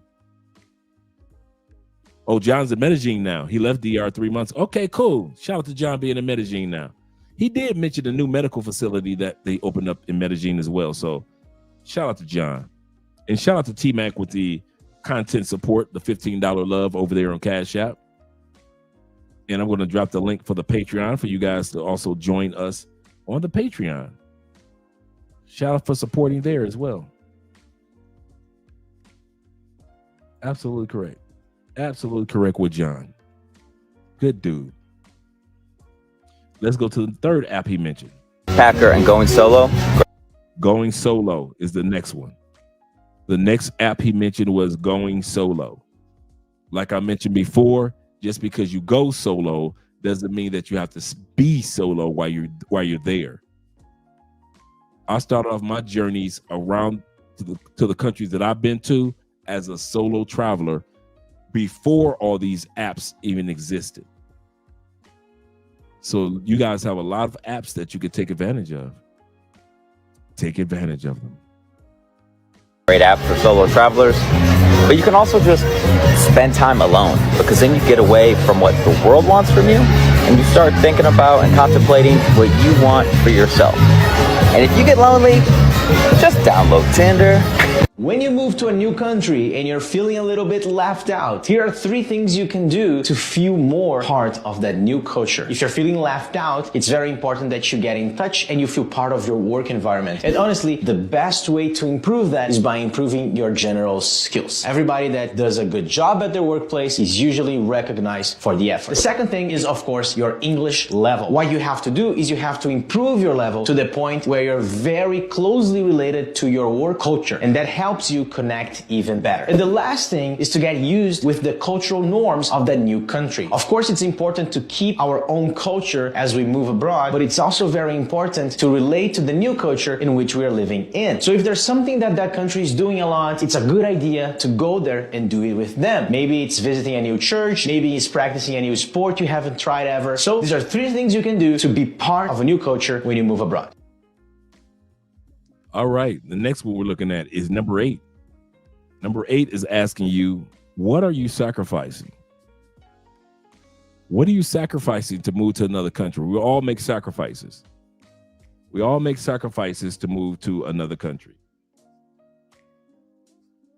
What do I always mention? The 4 F's are of why Americans or most people are not going to leave their home country. Americans try to use that patriotism. I'm American. I was born here. My people are here. Black people. Our people were slaves. We sacrificed for this country. So that's why I'm not leaving, because my people sacrificed here. And then the others. I'm not leaving because this is my country and I don't know them people out there. Them people might be crazy. Whatever reason or excuse that you use, enjoy it. It falls up under 4 umbrellas. Family is the reason why you're not going. Friends, finance, fears. Every excuse that you ever heard of American not leaving the United States falls up under that category. Same way for people in Europe. If they don't move out of Europe, same thing. Finances, they find that they have economic responsibility to their job or their careers in their home countries. Nothing wrong with that, but it is what it is. Number 2, family. You're still taking care of your mom, still taking care of your dad. You're still taking care of the kids. Or you may still be taking care of your health. Whatever it may be, family is number 2 reason why a lot of us that say we want to move somewhere and we don't. That's why I often tell men and women, be careful. If you plan on living in another country, don't be going out there getting pregnant, ladies, in the States. What for? You said you're leaving the United States in 5 years. You're saving up for it. Why did you let yourself get pregnant within 2 years? Now you're less likely to leave because you have a newborn to take care of. Same thing with you men. You said that you're going to leave the United States in the next 2 years. Why do you have a newborn? Why are you out there getting women pregnant that you know that you plan on not even want to be around? You said you're not going to be around American women or Canadian women. Why are you getting them pregnant? Be careful or wise with your sacrifices. Because number 2 sacrifice is family. Number 3 sacrifice is your friends or your comfort zone. What is your comfort zone? A lot of people don't want to leave because they don't want to sacrifice their comfort zone. I've lived in this neighborhood my whole life. I've lived in Philadelphia my whole life. I've been living in New York my whole life. I lived in Alabama. I'm 5th generation person living in Alabama or Arizona. I got you. Nothing wrong with that at all. I'll say it again. Nothing wrong with those things. But to say that you want to move to another country because you're tired of what's going on in your home country, you're not going to move if you're still focused, or if you're not willing to sacrifice the financial stability of just living or working one job for a brick and mortar company instead of getting you a job that allows you to work online. Number 2, family. If you're going to let everything has to do with family control what you do, you're not leaving the United States or Canada. Your comfort zone, friends. If you're letting the comfort zones of life dictate, or you think that it's going to get better, no, it's going to squeeze tighter. You're going to get more comfortable. That means that you're less likely to move outside the United States. You might visit another country, nothing wrong with that. But as far as moving, you're just talking. And that brings us to the 4th, that your fears. Your fears hold you back.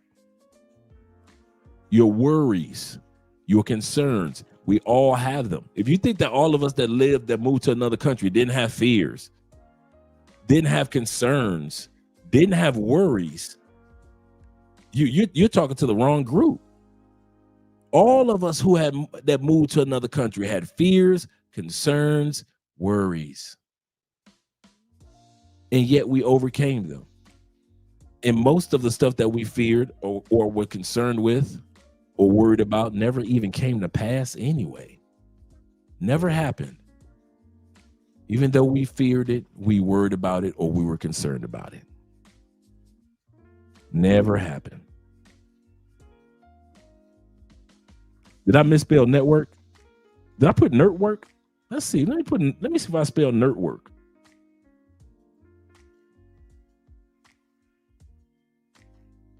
Oh, I didn't put network. Okay, I didn't put network. Oh, that wasn't me. Okay, who spelled nerdwork? Okay, I don't know. I don't know. I was just trying to make sure it wasn't me. The lack of vision, yep, and full embrace of mediocrity. At best, they do. Dre almost got hit by a crank car while looking at hot Colombians. This was true. This was true, my friends. Walking down the street in Medellin. Walking down the street, about to cross the street, looking at this beautiful woman. And I'm just walking right in the middle of traffic. She had already made it across the street. I was like, let me go holler at her. And Ace just grabbed me by my shoulder, like, what are you doing, dude? Get out the streets. I was about to sacrifice me, I guess. Let's go to the next one. What are your sacrifices? Family, friends, fears, etc. Let me tell you why life abroad feels so lonely. People are stressed, isolated, and so focused on survival that they have forgotten how to truly connect.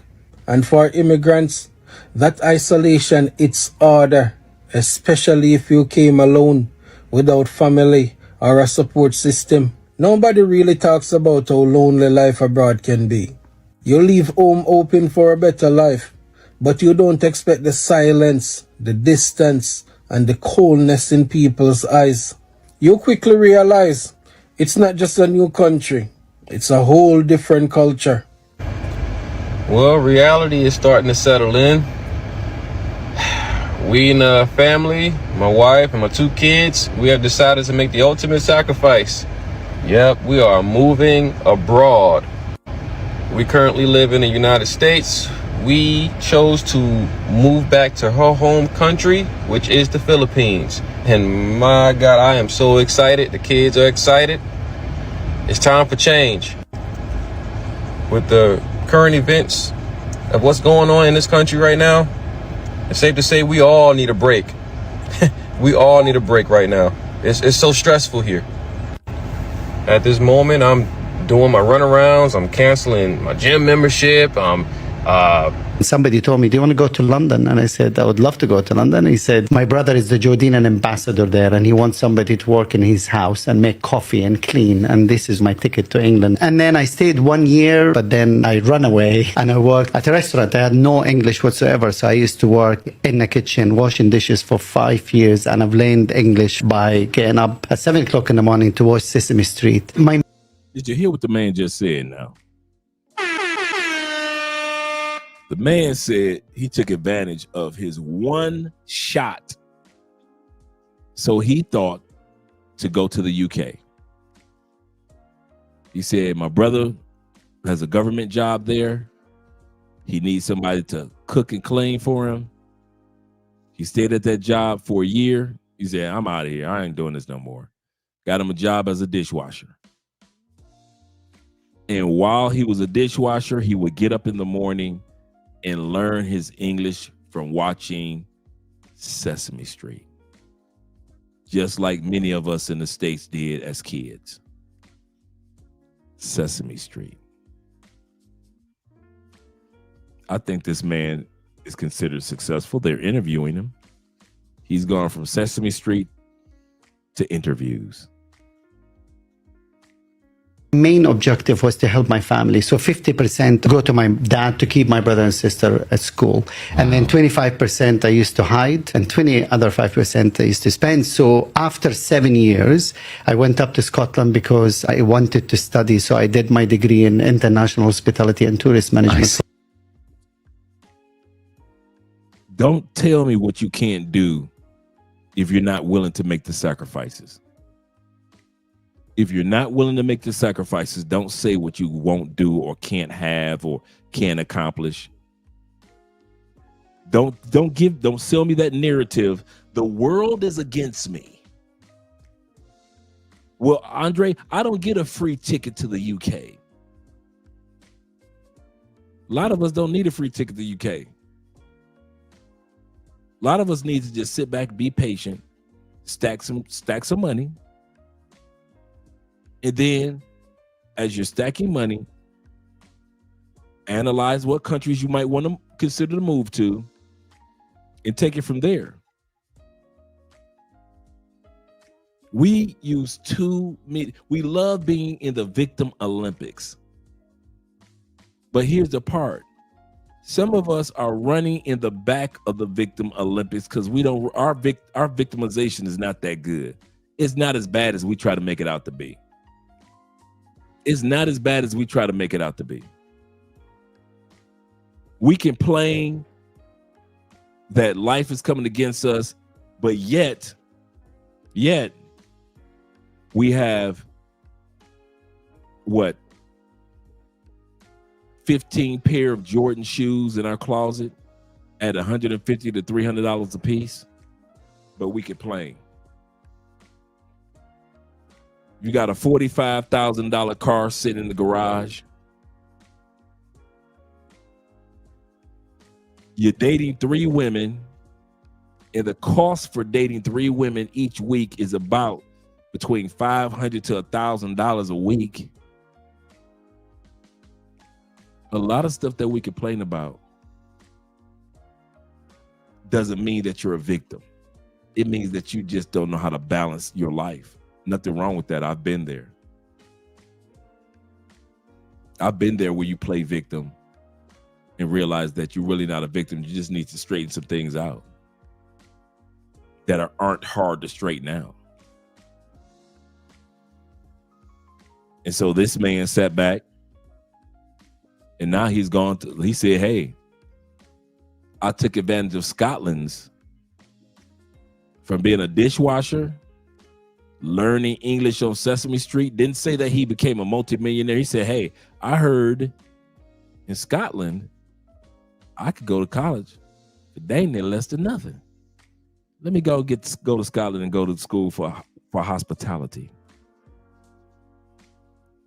He said, what up, chat? Shout out to my man Garland. He said, what up, chat? He said, I've been here for quite a while, but studying and learning Espanol while I'm watching. Yes, sir. Yeah, bruh said Sesame Street. He said Sesame Street.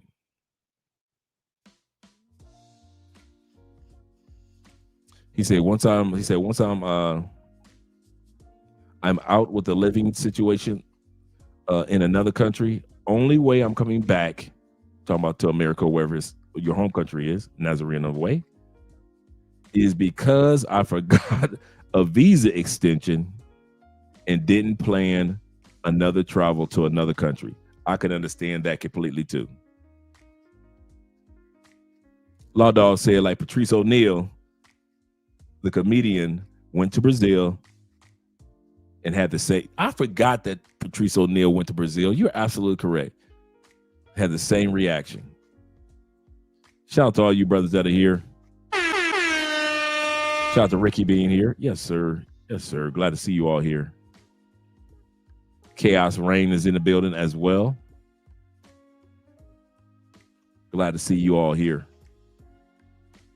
Let's finish listening to the sacrifices. Like we said, we're on number 7, I believe, talking about number 7 or number 8, talking about the sacrifices that need to be made if you're going to relocate to another country.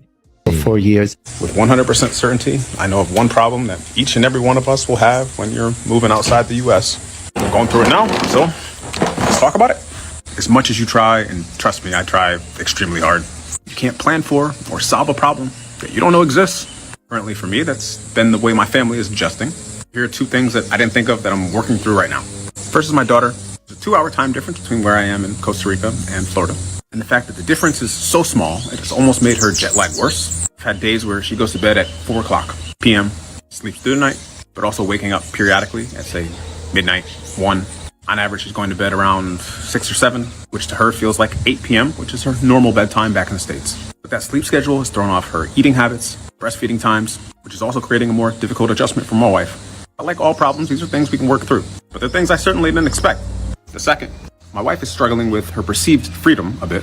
There's still a general discomfort in terms of traveling alone or with my daughter and her by themselves. Places like the library or the beach, areas we're pretty close to. She doesn't understand the language. We expected that to be somewhat of a problem. But many people here do speak English. That still hasn't necessarily gave her that warm and fuzzy. Ultimately, these are issues of adjustment. And I share because beauties like this bring me and my family daily joy. But there's no such thing as a perfect place. And I think acknowledging that there will be pits and valleys, that touch of realism that you'll need to make it long term. Remember, you cannot solve problems you don't know exist, but you can work through them as they come. I hope it helps. All right. We're at number 9 right now of the 10 questions that you're going to ask yourself before leaving the United States. And he's absolutely correct. You cannot, he's absolutely correct. You cannot assume how things are going to be or assume that everything is going to be perfect or assume everything's going to be bad. You're going to have your challenges. All of us who have lived, that are living in other countries, we can tell you, we're not saying that it's haunting and it's hard and, oh my God, I wish I was back in the States. We're not saying anything like that. Do not get us twisted. But you do have your moments of adjustment. Expect it. Expect it. Dude, I'm going to tell y'all something. There are moments of adjustments that you're happy to see, and there'll be moments of adjustments that you won't be happy to see. There'll be moments of adjustments. For example, I never thought I'd be driving in another country. Nope. I never thought that I'd be eligible for residency. Nope. If y'all thought that I got on a plane when I came to Colombia and I thought, yeah, I'm gonna get a driver's license and I'm at residency and I'm gonna open up these bank accounts and I had credit card, I didn't know any of that yet. So some of the adjustments that take place that will surprise you are positive things. But then there are other things that you get to adjust to, such as the language, some of the cultural dynamics, some of the things that they do that we don't do back home, some of the things that we do back home that they don't do here. Those type of adjustments. I give you another adjustment that I see that's very hard for Black people. Black people, we are so, and white people to a certain extent, but really Black people, and I'm going to talk about this because I'm Black. It's hard for us to adjust to countries that don't put racism as number one. Every country has a form of bigotry and racism, but they don't wear it on their sleeve like many countries such as the United States or maybe Canada or UK. And so we go to other countries and we think they're going to hold that they have racism on their sleeve all day long. And I'm here to tell you, there are countries where they're not talking about blackity black, black, black, black. Only black people either in that country or black foreigners are talking about race, race, race every day. And y'all talk about it more, way more than those people in that new country. Is there racism in Colombia, for example? Yeah. Is it as bad as the United States? No. Far from it, no. I've been here all these years and I haven't heard one person being lynched. Every time I turn around, y'all get lynched in the States to this day. And I wouldn't consider Colombia as racism as I would consider more biasness. More biasness I see. Now you consider it racism if you want to, but what I'm saying is I see a lot of Americans bring their race card, their race victim, poor little me mindset to other countries, and you get mad because ain't nobody looking for you in regards to the racial thing. They look at you for your class. Do you have money? No, then you walk over there with those people. And you don't want me because of my race. No, because you're not in this class of people. Some of y'all think that people don't want to deal with you in other countries because of your race, and a lot of it is because you're not a part of their class that you're trying to walk in. I've often been in countries where I was the only brother. Why? Because I was the only one that it seemed that wanted to either go to that location or could afford, compared to the locals, could afford to go to that location. So the locals couldn't afford to go there. And my fellow expats weren't interested. Even though you got the money, you aren't interested in going there. So a lot of times I go to places, I'm the only brother. A lot of times. That has nothing to do with racism. That's about classism. That has nothing to do with the fact that all the Afro-Colombians are so impoverished. And not saying all, because a lot of Afro-Colombians got money too. But what I am saying is, if you're going to be an American, especially black people coming from another country, you got to learn to put that racism to the side a little bit. Not everybody's looking at you because you're racist. They looking at me. They must be racist. No, you're probably the third black person that's ever been in their town in their history. So they're looking. And you ever notice when you go to a country, most of the time they're not looking at us like, why are you here? They're just looking inquisitively like, wow, black person, let me take a photo with you. We got to get used to that, black people. And I think it's hard for a lot of black people to make it outside of the United States because you have used that racism card from the moment you wake up to the time you go to bed. Because we've been programmed to be like that. White people use their racism card. Asian people use theirs. Black people, all of us, we're programmed all day long. What do we talk about? Race, race, race on TV, race at work. We talk about race in sports. We talk about racism and everything. And then for us to get on a plane and travel to other countries that look and notice your race, but they're not on racism like we are. And then when somebody doesn't do anything the way we want them to do, you don't think that they don't do it because you're an American and they're in their country and they don't need to cater to you, American, the way that you think they do. You call it racism. No, they're just not trading in their customs of whatever that is for an American, not because you're black. And a lot of black people are doing that. And I'll say another one. Black people, stop just choosing countries because of your skin folk. Because a lot of people that's your skin folk, you discovering as you go into other countries, they ain't your kinfolk. You're starting to discover that I'm going to the most African country, and you're getting your butt over there, and them African people are telling you, not all, but some are telling you, we don't care about you being black. You just ain't one of us. But we brothers, we both black. Yeah. But you ain't one of us. You're not part of our culture, our customs. You need to be over here learning. You're not supposed to be over here telling us what to do about blackness. You're supposed to be on learner mode if you come to Ghana. You're supposed to be on learner mode if you go to Nigeria, if you're in Kenya. You're supposed to be over there learning. Who are you to go over there to their country and say, just because we both black, we're equal? So therefore, no. They don't have to treat you as equal because you black. You got to earn the right to be treated equal over there in many countries. But black people make the mistake of assuming that just because you go to a black country, people are supposed to accept you. No, stop using your skin as a way to get in.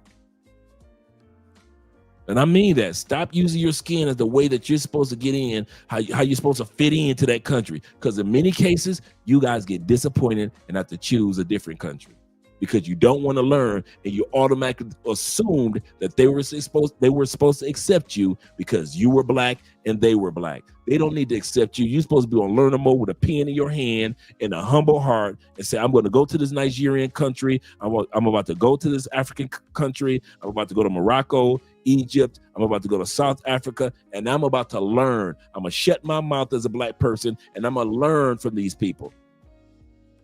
And stop assuming that just because your tail is black, they're supposed to just open up the doors for you. And they're supposed to be rolling out the red carpet as if the black queen or black king is home. They're not supposed to do all that for you just because you're black. And stop assuming it. Stop doing that. Because some of you go to other countries and you jump from country to country to country to country because you're not finding a country that can appreciate your blackness, even among the black countries. And I see y'all do it all the time. So the two reasons I see that black people end up having to go back to the States is this, outside of money or whatever it may be. One, you'll find that other countries don't walk in racism all day long like you do, and then you get frustrated and you run back to the United States because you're so used to being around a racist country that you just don't know what it's like to be around a country where everybody's not talking about race all day long like your country. Or B, you try to go to an all-black country and you assume that you're supposed to get brownie points for being black going to their country. And when the brownie points don't happen, you get mad at the black people in that country. Black people and Africans don't get along. No, people with class, people on a certain level, no matter what race, they get along with African people because they look at it from the class sections, not the race sections like you do. You assume because you were black, they were supposed to get along with you. But instead of having a humble heart, you went over there thinking, since I'm black and you black, I should just get away with everything. And they're telling you, no, you come to our country, you got to learn. Just like if us Nigerians went to America, we'd have to learn. But our black American ego, we end up with our black American ego, we end up having to go back home to the States, man. Back to our talk about race everyday country. And I see it all the time. I see it all the time. He said, I've seen people use the race card as if it is as if it's the bigger joker in a spades game, for real. They can't wait to use it as a big joker. That's the craziest thing. He said, being in the military, I think it is easier for us than most. I agree with that 1%. He said, I think T-Mac would agree. I agree with that 1% because you guys were out there country to country, meeting people. There was no Google Translate. There was no WhatsApp groups. There was you, and you were out there, and you and your boys, and y'all was still meeting the men, still meeting the ladies, still relating to the culture, still learning the culture because you went on learner mode. You didn't go there trying to act like you knew everything. And that's the problem the difference between how you military guys move and us mere mortals us people that got our passports, we make the big mistake of just assuming so much about countries to where you guys in the military are trained to be on learner mode. He said, yeah, Brazil blew his mind just like Colombia did me. He said, I was in Brazil for a quick trip and could not believe it the first time either. Absolutely correct. Shout out to Brazil. Nazarene of the Way says, classism and xenophobia are far more universal than racism. That is an excellent way of putting it. Classism and xenophobia is far more universal than racism. Absolutely correct. Colorism sometimes. Yep. Sometimes. It exists. We're not denying it, but it is not as prevalent when you live in these other countries. It really isn't. YouTubing is a habit says this. Shout out to you, brother. He said, it seems people use the race card. Yep. Use the race card if it's the big joker in a spades game. And they do. Showing undeniable merit in learning and excelling by their standards is one of the fastest ways to boost through all prejudice, or to bust through all prejudice. He's 100% correct. Just willing to learn. Like the one young lady said, if you want to be around Colombian women and succeed, she wants to share with you about her country and her culture. Kid you not. He's 100% correct. Ricky says this. Says people need to understand that race does not define a person. Absolutely correct. He said this only seems to matter in the U.S. He said I am in Haiti. I think Ricky Paya or Poa or Pio. Ricky Pio. Shout out to Ricky once again. He said they need to. It seems no matter in the U.S. He said I'm in Haiti.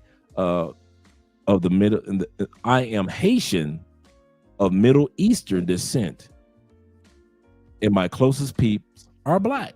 Same thing with Andrea. Andrea is not black, but all her friends and who she hung out with and who she grew up with, because Andrea grew up in a black neighborhood. I'll tell you what I mean. Andrea's parents live in a middle class area, zone 4. Grandma lived in like zone 3, zone 2. How is that? Because grandma lived in that area when it was, and granddad bought that area when it was just land, no neighborhood. That's how long her family's owned property before it was even a neighborhood, when it was just dirt land. That's how long her family's been owning property over there. They built a neighborhood around her house and all the other great and grandparents' houses that are over there, right?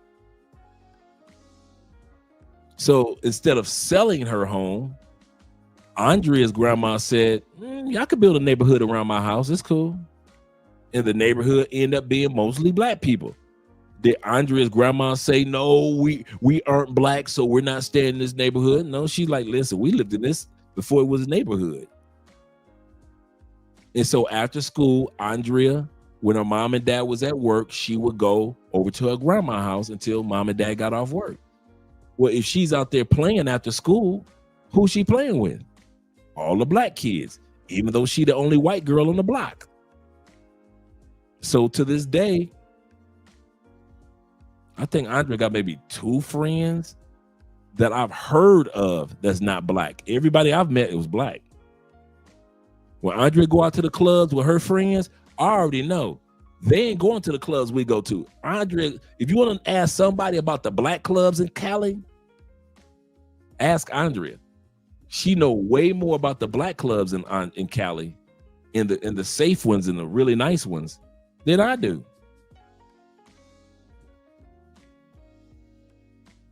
So it's not about race. You're absolutely correct. Yep. Shout out to you, brother. He said, Dre, in my experience, Colombian people are just more blunt. Straight up, call you flaco or green, rudo skinny or fat. Yeah, they will. That's true. He said, yet they have bias. True. He said, but we all have the gringo advantage. Most think we are cool. This is true. And that's why I don't lean on the racism as much as a lot of my other gringo counterparts, because at the end of the day, the same gringo prices that you would get, they're gonna get it to the gringo white boy too, the gringo Asian dude too. So the fact that you're black, they ain't got nothing to do with the price of tea in China. None of that. Yeah, we're gonna give him a higher price because he's black. No, they charge the white boy the higher price too. The Asian dude came through Medellin, he got the higher price too. It is what it is. But for us to go around from country to country, pulling out our race card, ain't nobody trying to hear that all day, all the time. He said the class thing is not 100% tied to money either. That's true. Mostly values, culture, and lifestyle. That's 100% true. Because here in Colombia, a lot of people ain't got money like that. But when it comes to how you act, your behavior, there are classes in regards to that. That's so true. Because Colombians look down on Colombians that are hood and ghetto, and they will look like, ugh. And that Colombia that looks down on the other Colombia, they might only bring in their whole household $1,000 a month, right? Everybody in the whole house bringing in $1,000 a month, but they are not ghetto. They are not hood acting. They are not thieves. They're not dangerous. They're not rude. So they look at the ones that are thieves, the ones that are rude, the ones that are disrespectful among their people, and they look at them like, that's not us. That's not us. So you're right. It doesn't take a person that makes a lot of money in a lot of these South American countries to still consider classes differently. That's so true. So true. I mean, David said this. He said, I swear, when in the US, he said, I'm not curious about anything, but when I travel, I want to learn about everything. It amazes me. It does do everything. Dude, my plan personally, I want to go hiking in the snow-capped mountains outside of Bogota.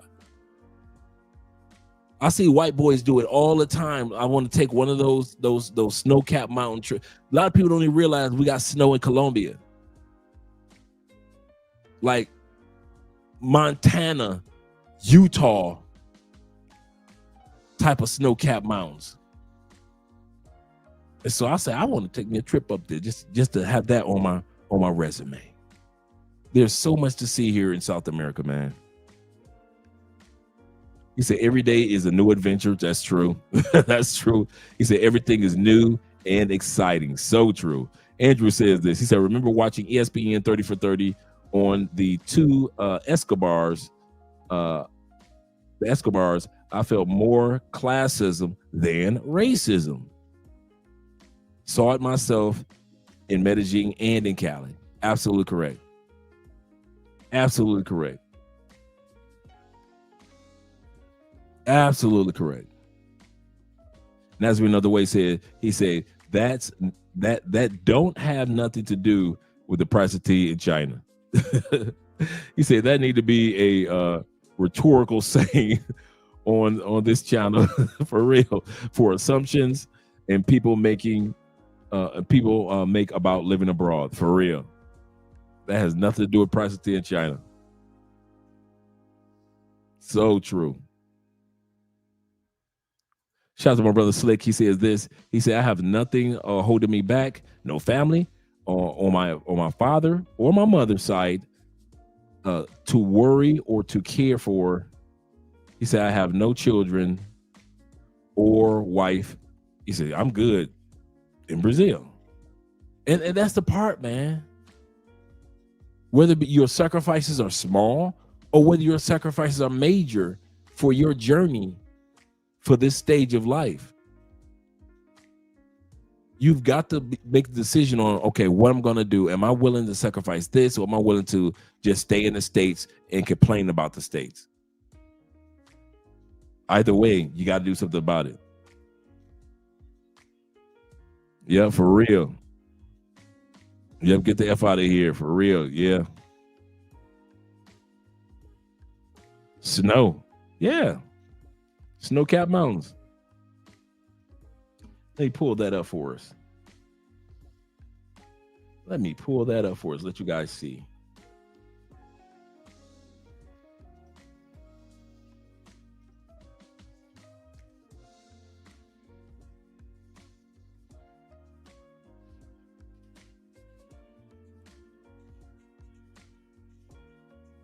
Yep, let's check it out.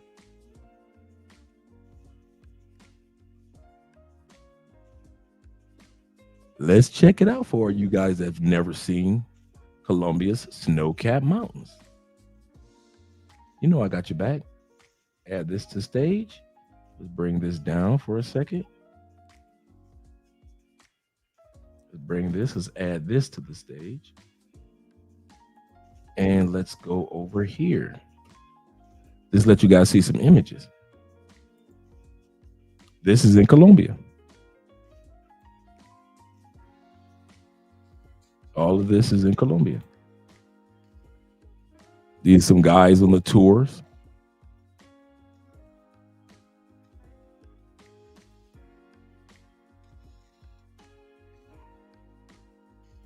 In the coffee region.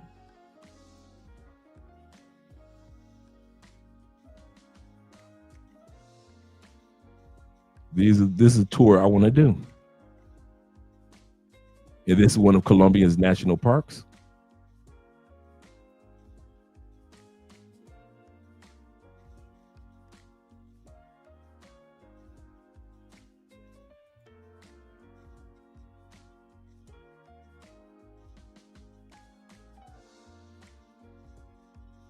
Yeah. So I'm excited.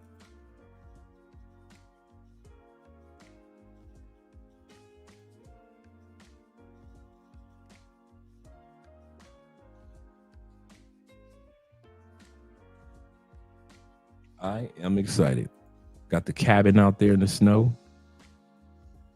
This is right outside of Bogota.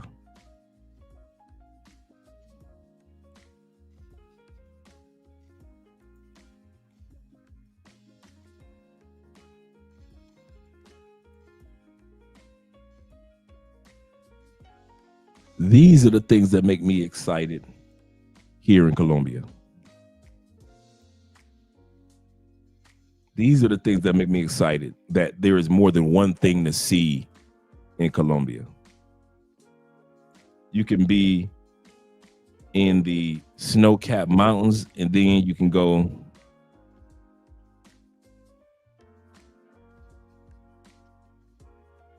you can end up in the Rainbow River. You can go down to the Rainbow River in Colombia. One of the 7 wonders, natural wonders. Let me put it like this. One of the 7 natural wonders of the world. Colombia has 2 of them. And this is one of them, the Rainbow River.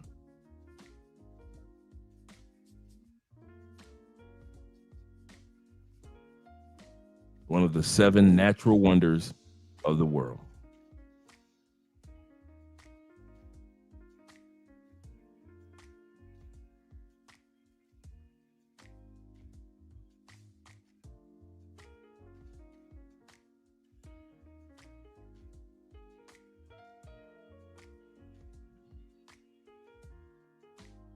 Yeah, guys.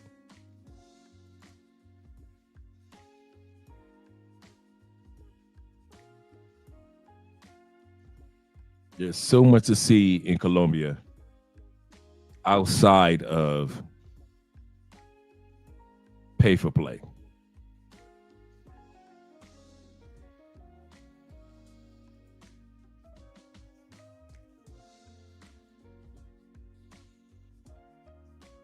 Yeah. So these are the things that I plan on doing in Colombia. But just because I'm doing it doesn't necessarily mean that everybody needs to do it. But I want my experience here to be more than just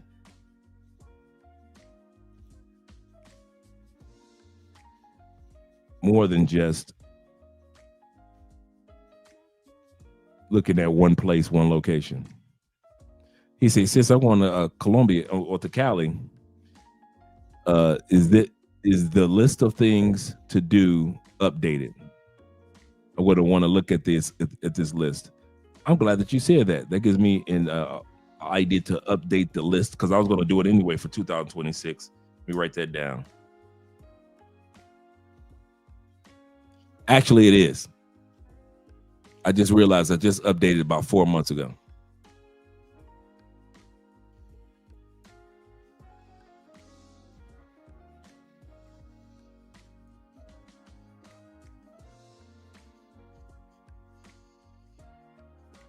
But I do want to update it for 2026. All right, let's continue. Good question, brother. So let's continue on after we just did a little brief tour of Cali. So next one is, what's your big picture? Life, love, and longevity. As you're choosing what country, what city, and what part of the city you want to live in when you decide to relocate outside the United States.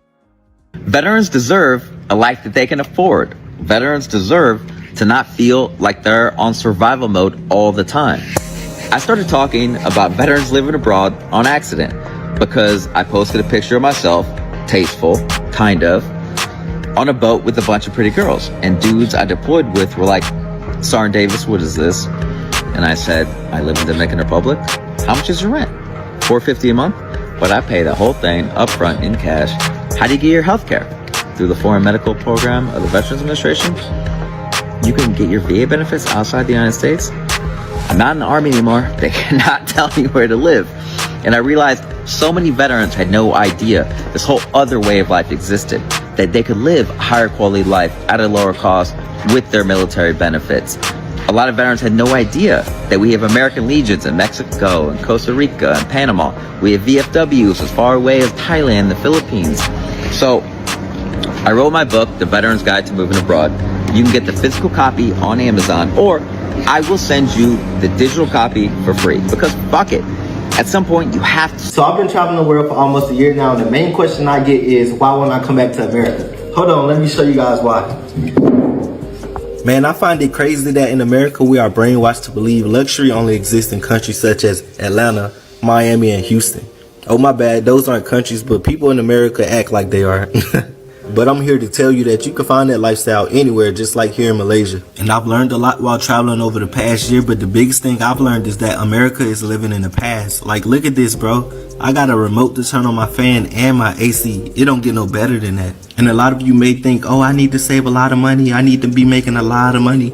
You honestly don't need to make that much money. You can travel the world on a budget. They just don't want to tell you that because they know they'll see a lot of you guys traveling the world and being successful. Like, look at this view, man. You can't get this in America for $25 a night. You'll probably be spending like $200. And I just know you work your butt off every single day. Yes, I'm talking about you. And it just doesn't feel like you're getting anywhere because you're not at peace and you're not able to enjoy your benefits of working hard. And it sucks. I know. I've been there. That's why I made this move, and it has honestly been the best move of my life. This is why I'll never come back to America. This is why I took that leap of faith. This is what happens when you just do it.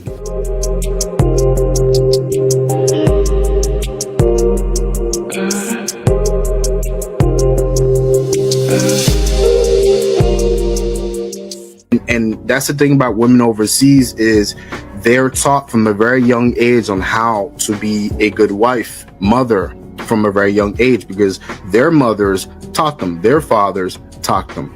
So it's not only the men that are being taught on how to treat the women, it's also the other way around too. It's also the women being taught how to treat a man. So because of that, it creates healthier dynamics and relationships down the road for them.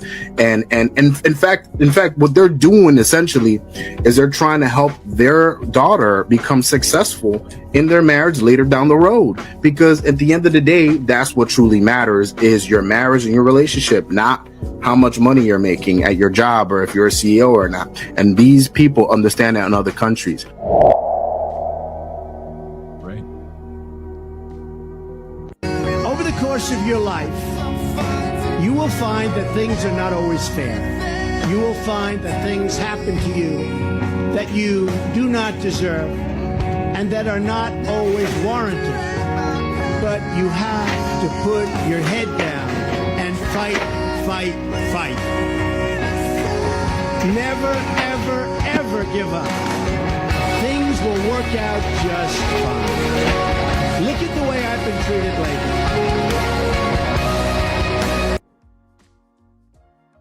So number 9 was, hey, what are you looking for in the long term? Love, life, longevity, what? And so you're absolutely correct, T-Mac. Santa Marta is sea level with beaches. So that is actually, if anything, Santa Marta is close to the deserts of Colombia, the desert. Yes, Colombia has deserts. Yep.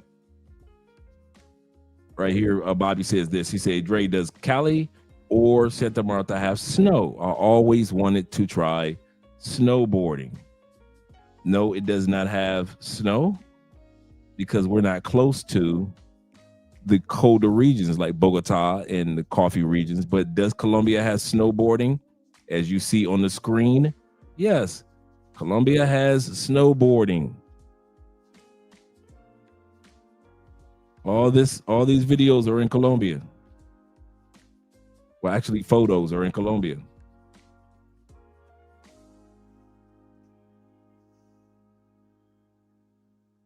So for all you guys that think that there is no snowboarding in South America, yeah, okay.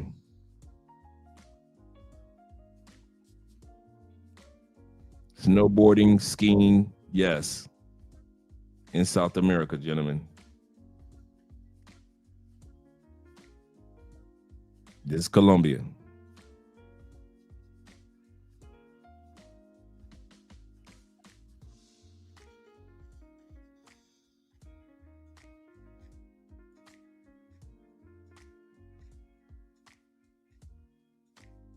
Yes, sir.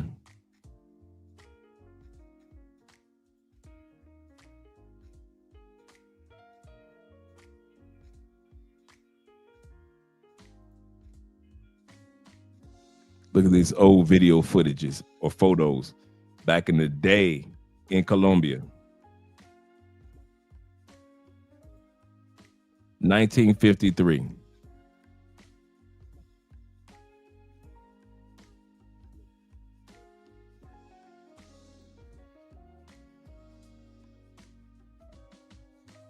Y'all go quit sleeping on Colombia, man.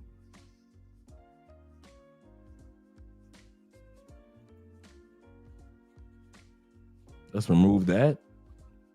Let's go on to number 10, the number 10 question that you should ask yourself before moving to another country. Let's head to number 10. If you must succeed abroad, never limit your circle of friends to your tribesmen. By tribesmen, I mean those that look like you, those that speak your language, those that come from the same continent. Let's bring that beat back because that was kind of quick. Let's bring it back.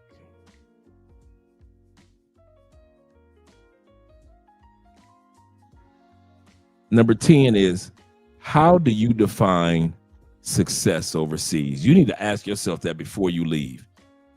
How do you know that you're successful overseas? You've got to know what your success looks like. Is it in a farm area? Is it in the big city? Is it being married or is it being single?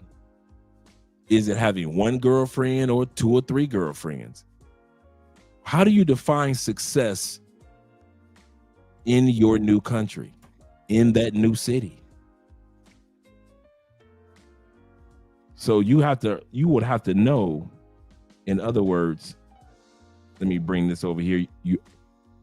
Your purpose, not your purchase. Your success cannot be purchased. You can buy stuff in another country, land, property, so forth and so forth, like many have, but that does not necessarily mean that you feel successful. Usually the things that make you feel successful are absolutely free, such as friends, such as a new family, people you hang out with, such as you learn things about your demeanor changes, your health, your sleeping habits. All of these things, for the most part, are absolutely free. How you are more altruistic, more giving than you used to be. You're more empathetic and understanding. You're more spiritual than what you used to be. All these things are free. So you have to ask yourself, how do you define your success? Because a lot of times in the States, we define success monetarily, materialistically, right? And nothing wrong with those things. I'll say that again, nothing wrong with that. But when you're moving to another country, a lot of it is success that you acquire. And basically, it was absolutely free. The peace that you get is absolutely free. Now let's go on to number 10.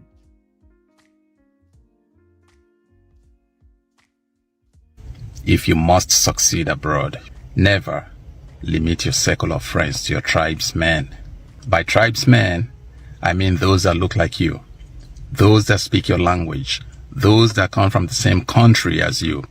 If you do limit yourself to such friends, you will be limiting yourself to information, you will be limiting yourself to opportunities, you will be limiting yourself to resources.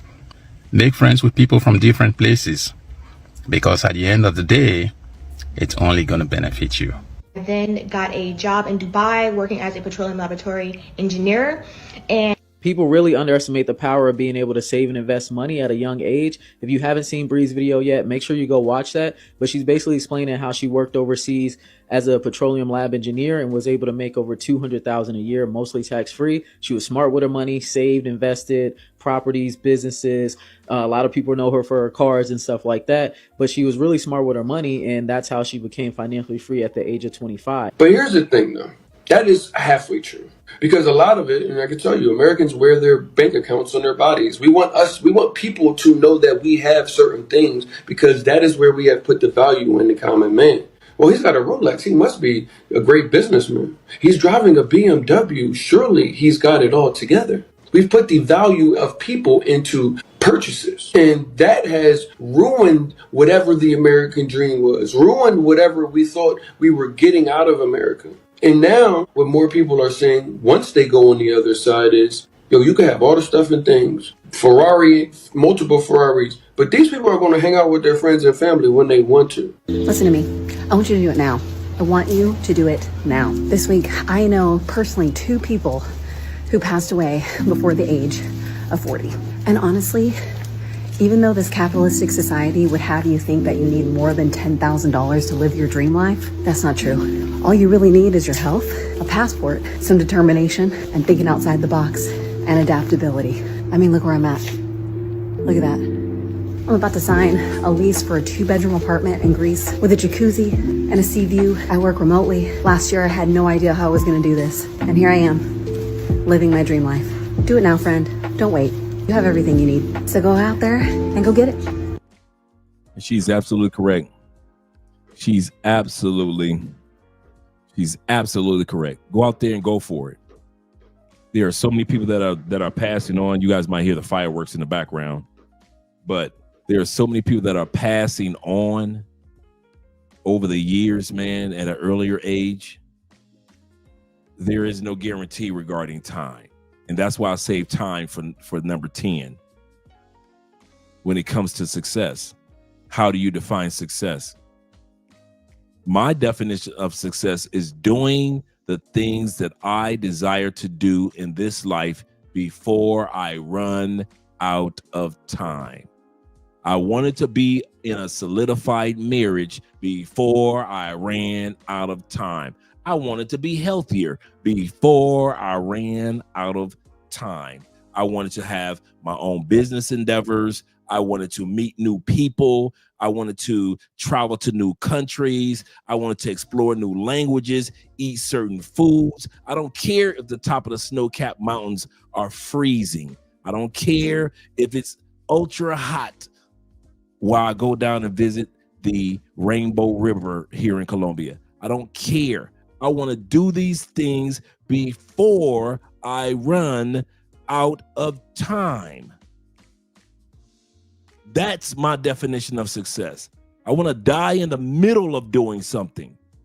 I don't want to die waiting on something. And so many of us in our home countries, we're going to die in waiting, in the waiting room.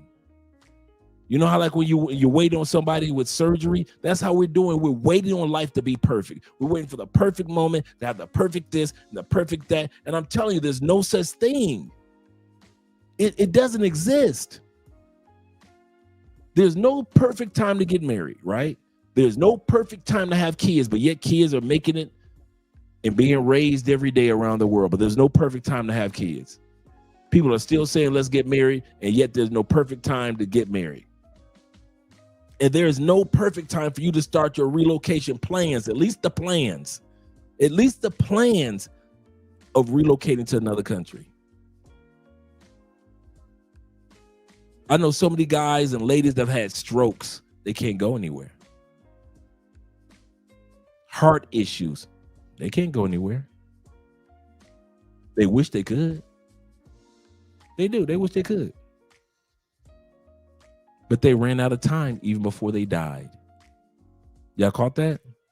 Some of us will run out of time even before we die. Some of us will be in a wheelchair 10 years before we die. Some of us might even lose our sight 10 years before we die. Some of us might be hit with a disease 10 years before we die. So when I say you run out of time, I don't necessarily mean that you're going to die.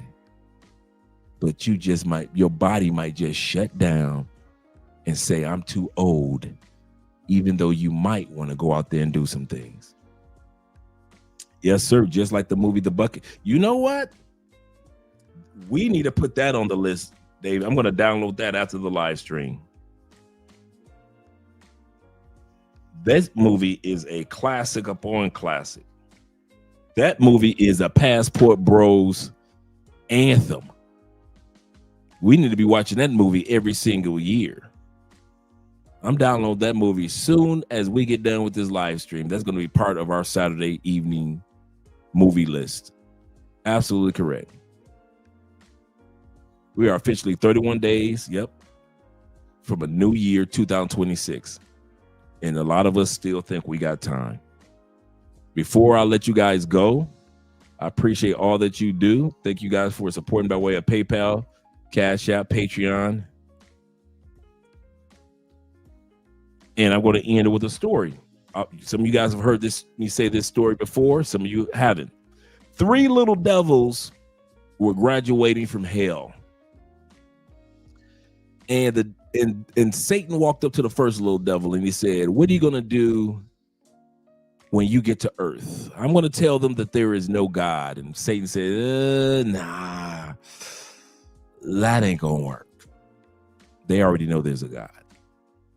So he walks up to the next little devil. He said, what are you going to do to mislead the people when you get to earth? The second demon with confidence looked at Satan in the eye and said, I'm going to tell them that you don't exist. And Satan said, nah, all they got to do is look around. They know I exist. If they don't know nothing else, they know I exist. So we walked up to the third graduate that was about to go to earth. And he said, so what are you going to do to tell the people to mislead them when you get to earth? And the third demon quietly kind of pondered and he said, I'm going to tell them they got all the time in the world. And Satan grinned with an evil grin and said, my son, you're going to mislead a lot of people. You're going to mislead a lot of people. Because they really do think they got all the time in the world. And I'm going to leave it like that. Shout out to all you guys. Let's get ready to do these outros. And I'll be seeing you guys mañana, tomorrow's show. But let's get ready to enjoy some outros with the Colombian ladies.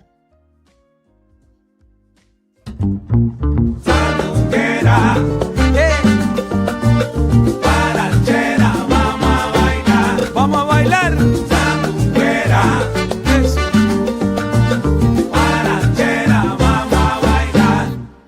Ay, la sala está llena de gente, cuerpos sudorosos acá. La pista está hirviendo, pero te destaca, mamá, brillando como una estrella. Mira qué bonita está. Escucha el coro, mamita, que te voy a dar. Sandunguera, guarachera, vamos a bailar. Vamos a bailar. Guarachera, vamos a bailar.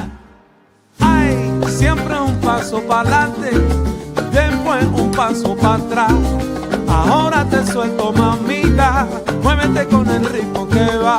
Sandunguera, te estoy llamando, mira qué bonita estás.